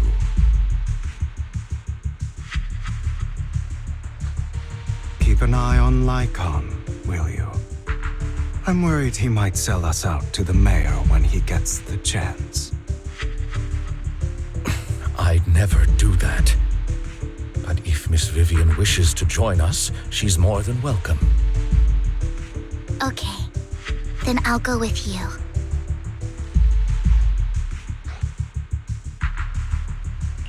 Why do you look so nervous?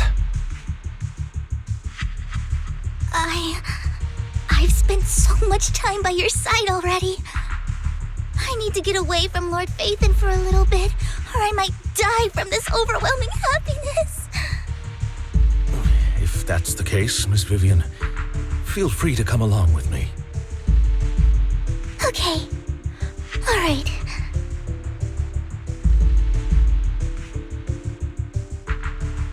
So, how does it feel to be worshipped, Lord Phaethon? You had that figured out a while ago, didn't you? Sharp as always. But of course, I couldn't spoil it for her. She has to figure it out on her own. That's what makes it special. Not only that, you asked Lycon and Vivian to leave for some reason. Is there something you'd like to say to me? I can't keep anything from you, can I? I've always treated Vivian like my own little sister. Maybe it's just a coincidence, but she looks a lot like Serena. I think I mentioned it before. Serena was my half-sister. She passed away a long time ago. Vivian really likes you, whether you're Phaethon or just wise. Of course, I also have a lot of respect for someone like you. Strong, fair, and genuinely kind.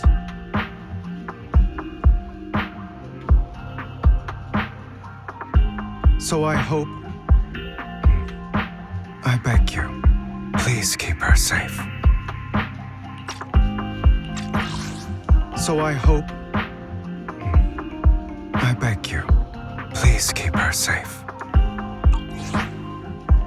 Hang on. What's that supposed to mean? Think of it as the last bit of conscience I have left. A kid as pure as her. She should stay alongside someone who walks in the light. Like you.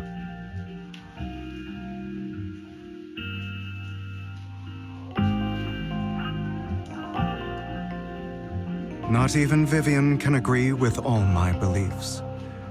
One day we'll go our separate ways. Your beliefs? What do you mean exactly? You probably heard from Lycon. We swore an oath when we started Mockingbird. We swore to use our own hands to right the wrongs in this world. But never, under any circumstances, would we take another human life. I stayed true to my words. Until my father, the man I hated, stood right before me. I could have ended his life easily. But I hesitated. I remembered that damned oath and their repeated attempts to convince me. I didn't do it. Because of that, innocent people died. All because of him. If I'd killed him first, then none of those tragedies would have happened. People like him don't deserve to live. After that, I realized, sometimes, taking one life really can save countless others.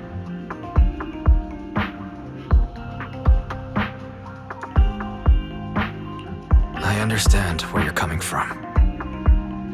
I knew you'd understand. Vivian has a good heart. I don't want her to get her hands dirty. But you know how it is. In this world, someone has to be the bad guy. So, I want to apologize to you. Why apologize all of a sudden? You're incredibly strong, kind, capable, and really, really lucky. The world needs more people like you.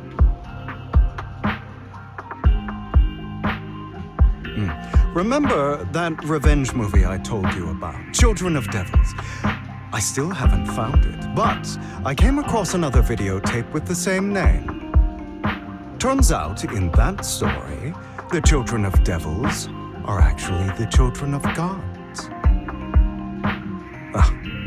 Sorry for rambling. Hope you don't mind.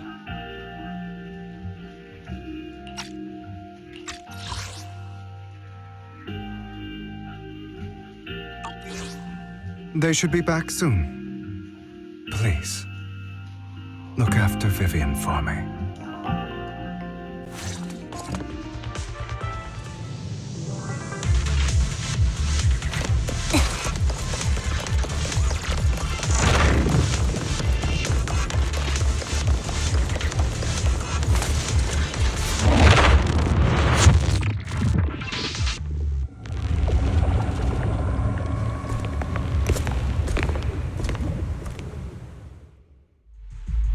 What is this? It looks like a cocoon. Careful, everyone. If I'm not mistaken, that's a sacrifice in there. It appears to be in hibernation. We don't know when it'll wake up. If it does wake up, we'll be in serious trouble. Wait, those spots Bringer marked in his notebook. Are you saying each one might have a sacrifice like this? That means there must be at least a dozen of them. And that's only counting the ones we know so far. These sacrifices may still be hibernating, but the fact that there are so many of them out there is terrifying. The Exaltists must have a way to revive them. And that's not all. These sacrifices can exist outside the Hollows. If they make their way into populated areas... I'm afraid it will lead to a catastrophic disaster likened to the fall of the old capital. That's almost certainly what they meant by vengeance against all New Eridu.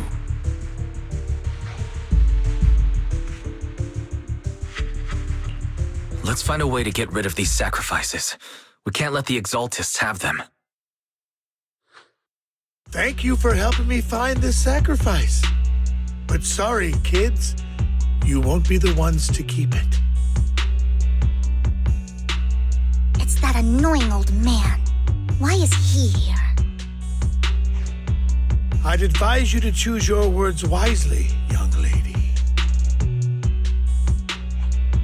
You're from the Ravenlock family. So it was you.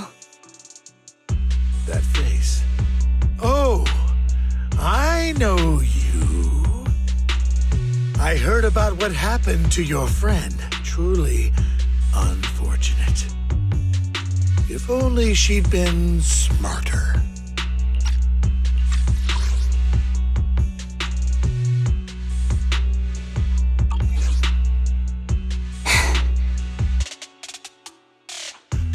It seems your goal was this sacrifice all along.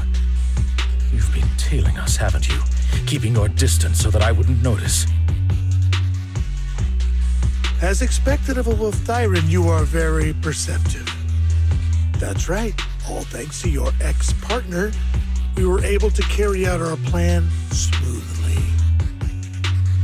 My ex-partner? I'm I'm not exactly happy being called that, but what he said is true.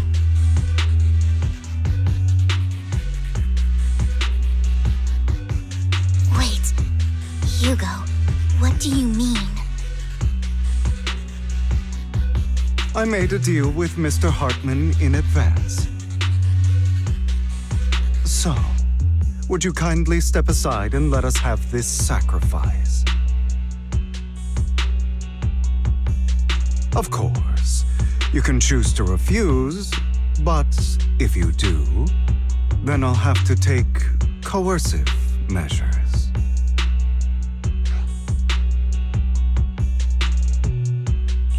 What did you offer him? Everything we know about the sacrifices plus the core itself. But why? It's simple. I want to climb higher. Mr. Hartman offered me a chance to join TOPS. Who could say no to that?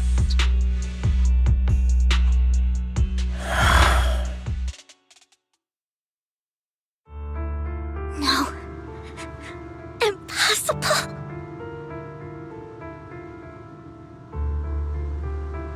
You promised to help me investigate the Exaltists.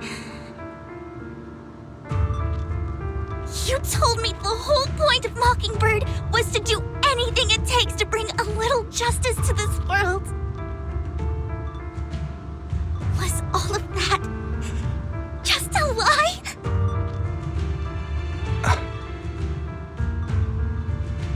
You're just too gullible, Vivian.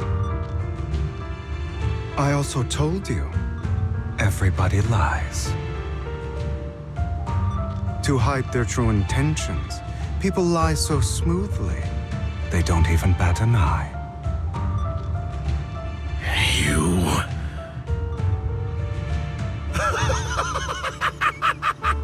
What a wonderful show of betrayal and backstabbing! Bravo! I've got no interest in your little feud, but would you all be so kind as to step aside? My men still have some delicate handiwork to do to extract that sacrifice behind you. Over my dead body. Hugo, why in the world would you do that? Instead of wasting your time on idle chatter, why not focus your energy on the battle ahead?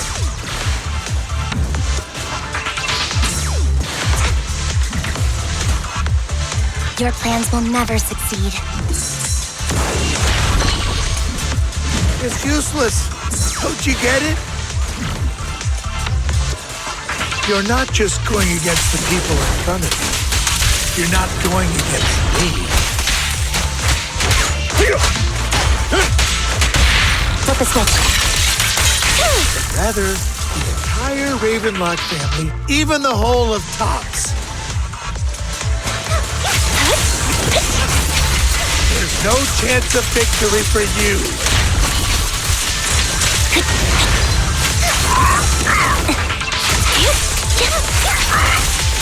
Wide open.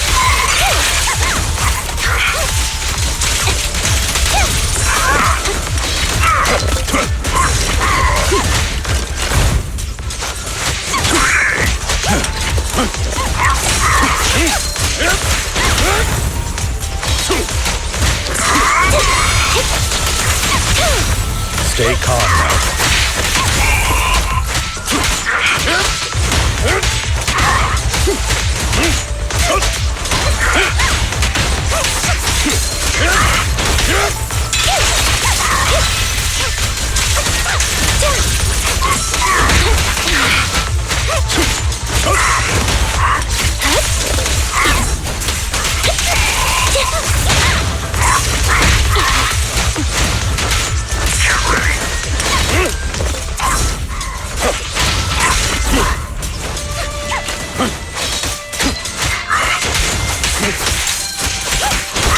A perfect conduit. I won't back down.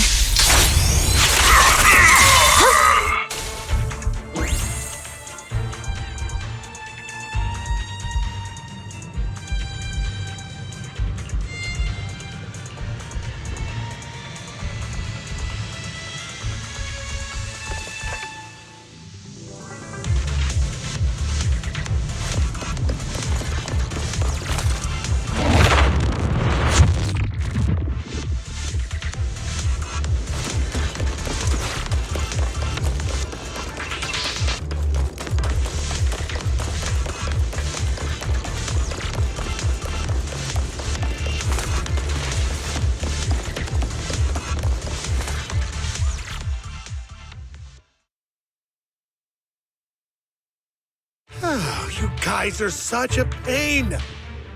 Hugo, stop standing around. Time for you to act. We had a deal. Give me the sacrifice core now. Did we? I don't remember. I imagine this is your favorite kind of entertainment. Watching allies betray each other, suspicion festering until it all turns to bitter hatred. Seeing people tear each other apart like wild beasts, just like your decaying family. Does it comfort that dead conscience of yours?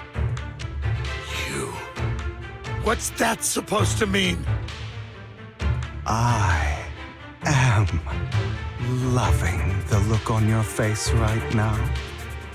Right when you think you've succeeded, I'm here to tell you it was all fake. None of it was real. Let this pain sink in. It's karma for what you did to me back then. You're insane. I have no idea what you're talking about. You still don't recognize me, do you? Let me give you a little hint. My full name is Hugo Vlad Ravenlock.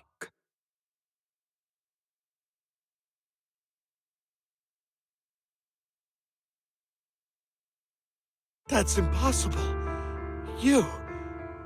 You're part of our family? I may be an illegitimate child, but I have the same blood flowing in my veins as you. I know you. You're that bastard of his. Damn it. I could have sworn you were already. My dear uncle, you were never worthy of your position. You have no claim to the Ravenlock lineage. You may have killed all of my father's other children, but sorry to disappoint, I'm still alive. I am the true heir to the Ravenlock family. You're a bastard. You have no right to inherit the family.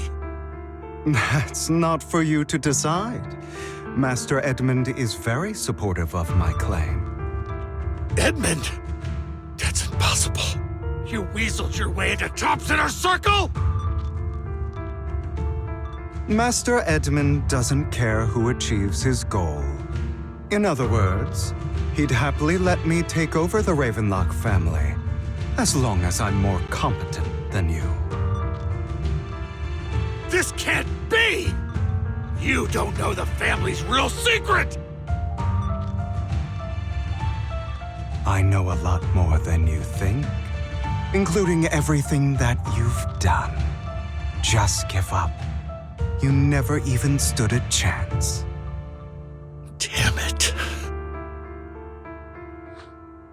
This was all fake, right? You were just putting on an act to fool this old man, right?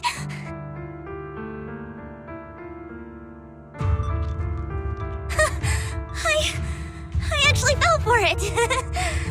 Don't do that again. At least give us a heads up next time.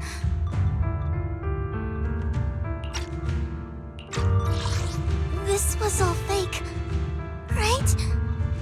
You were just putting on an act to fool this old man, right? Vivian, everything I did was to rightfully inherit the Ravenlock family. That part is true. Now, I'm going to kill this man who stole what was never his. I'll make sure he can never be a threat again. You can't kill him. We still need information from him on the sacrifices and the Exaltists. You must be misunderstanding something, Lycon. Just like you chose the mayor, I chose Tops. At least for now, Tops has the same interests as me. I'm not going to harm my own self-interests. Be it intel on the sacrifices or the core itself. I'm handing everything over to Master Edmund. Why? I just want to take back what's mine. If fate is not willing to give me justice, then I'll just have to seize it with my own hands. Stealing, robbing, lying, or betraying, I'll do whatever it takes. Even if it means selling your soul to the devil? You know about the power struggle between Tops and City Hall. Those elites at Tops would be only too happy to see the Exaltists plotting a grand attack on New Eridu using sacrifices. That would severely harm the Mayflower's reputation and approval rating in New Eridu. And that's exactly what Tops wants to see. If that happens, countless people will die! I'm sorry it has to be this way. But I have to do this. I'm going to get everything Master Edmund wants. Inherit the Ravenlock name, climb to the top. And then I'll be able to change everything for good. For a permanent and absolute victory, we must endure the pain of cutting away rotten flesh and persevere through the darkest hour before dawn.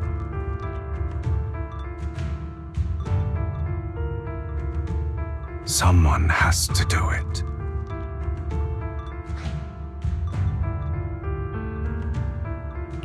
I don't agree. Sounds like some twisted logic to me. This is the path I've chosen. Without power, resources, or strength, we can't do anything. Mockingbird is the perfect example. All the talk about using our power to tip the scales of justice and hover over them like the sword of Damocles. It's just a delusion. In their eyes, we're nothing but annoying gnats. Mockingbird has never really changed anything or saved anyone. Never in the past, not now, and never will in the future. None of it matters.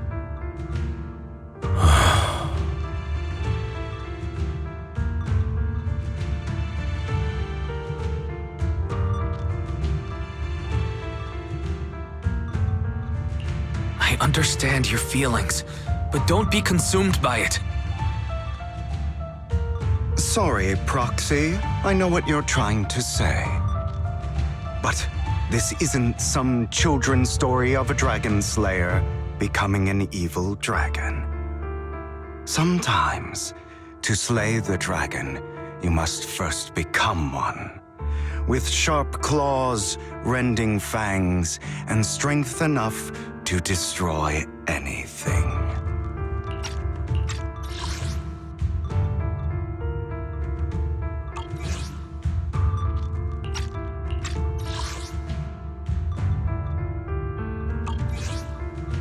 So I will bloody my hands. I will carry the weight of my sins. I will become the abyss.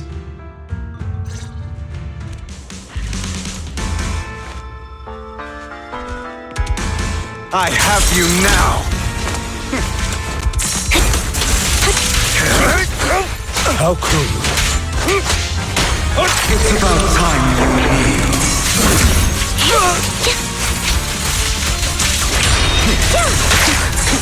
Is that all? Amateurs.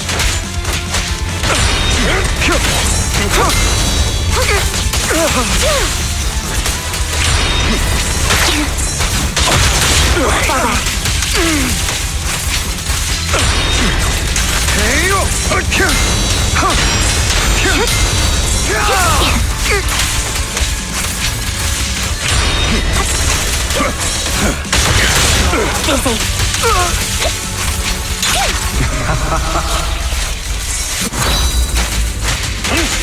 Not bad.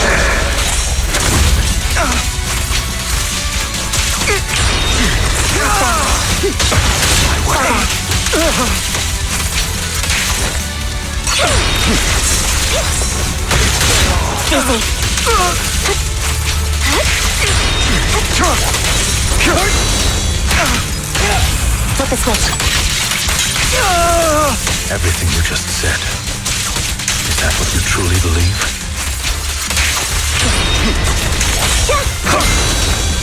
Of course. Are you surprised? I have never once thought that Mockingbird was a failure. Again. Our actions, no matter how childish or flawed, must have made their mark on the world. Trying to run, are we? Too bad.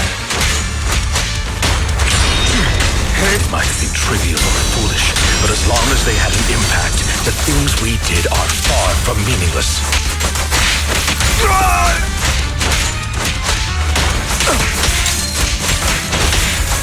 Please carry on.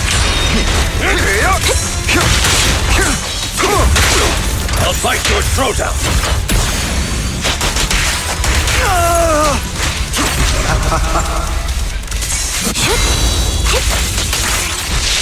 I don't want it to end like this. There must be another way. There isn't, Vivian. This is the final lesson I'll impart to you. Those who cannot give up anything are destined to end up with nothing.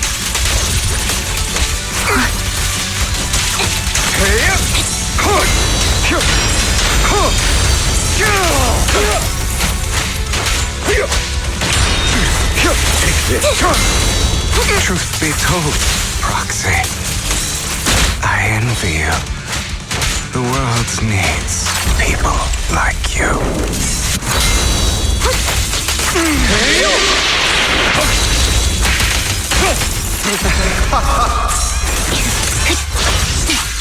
Loyalty.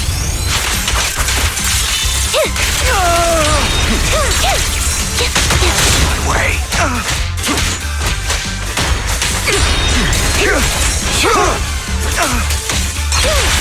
Stay calm now. This power.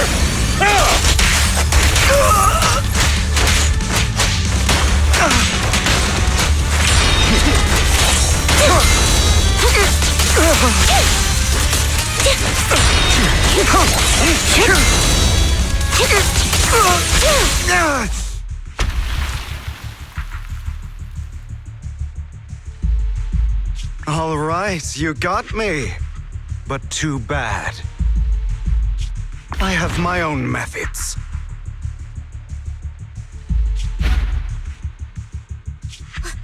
What are you doing? Well then, make your choice. The sacrifice core, or your precious Faithin.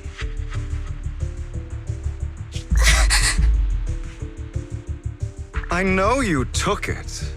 Don't forget, I'm the one who taught you that.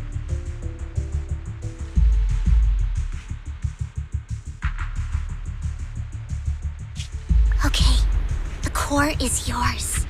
Just leave Lord Faithin alone. What a shame. Did you really think I'd keep my promise? That's right. This is the real me. What's the matter? Thinking of killing me? Didn't you say all life is precious? Drop your foolish facade. I knew it. You...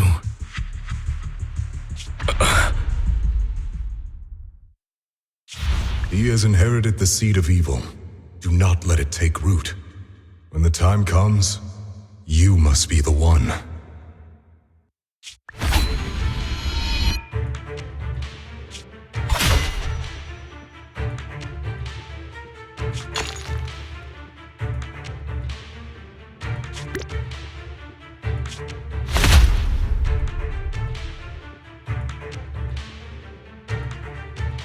Go on, kill me. If you've got the guts, do it, traitor.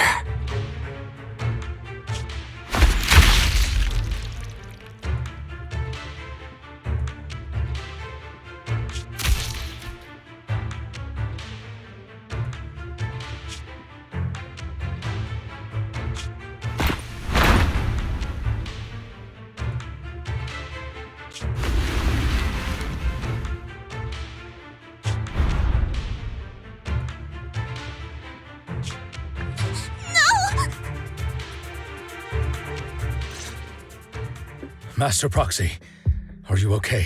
Are you hurt? Don't worry. I'm fine. I just didn't expect things to turn out like this. Lord Vathan, I'm sorry. I had no idea Hugo would do that to you. I'm so sorry. Judging from how we've interacted before, Hugo didn't seem like the reckless type. I feel like there's more to this than meets the eye.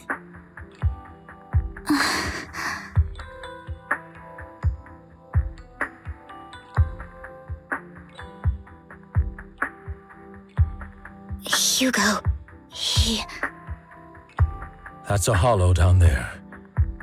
If you need, I can arrange for someone to go in and search for his body.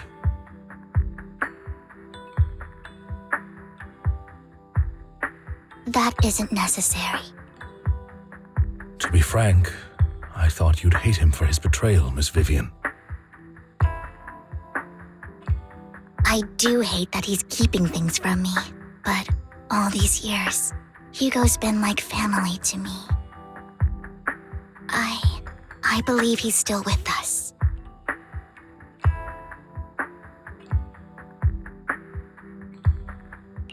His injuries were so severe. Even before he fell into that hollow, I'm afraid he might have already...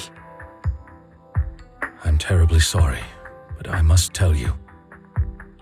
It is impossible for Hugo to be alive. My hand went through his heart.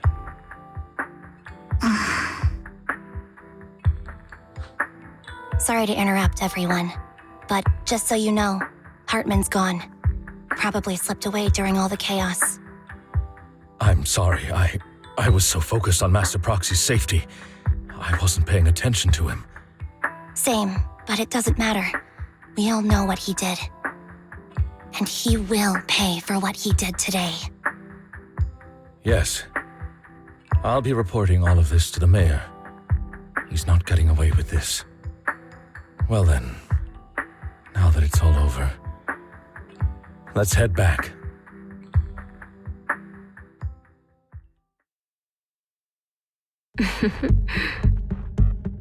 Another obstacle out of the way. She's going to be pleased about this. May the Creator guide us.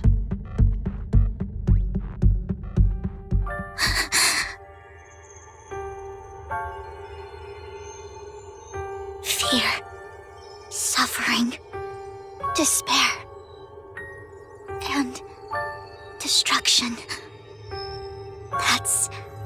That's the future I see. Lord Vathan,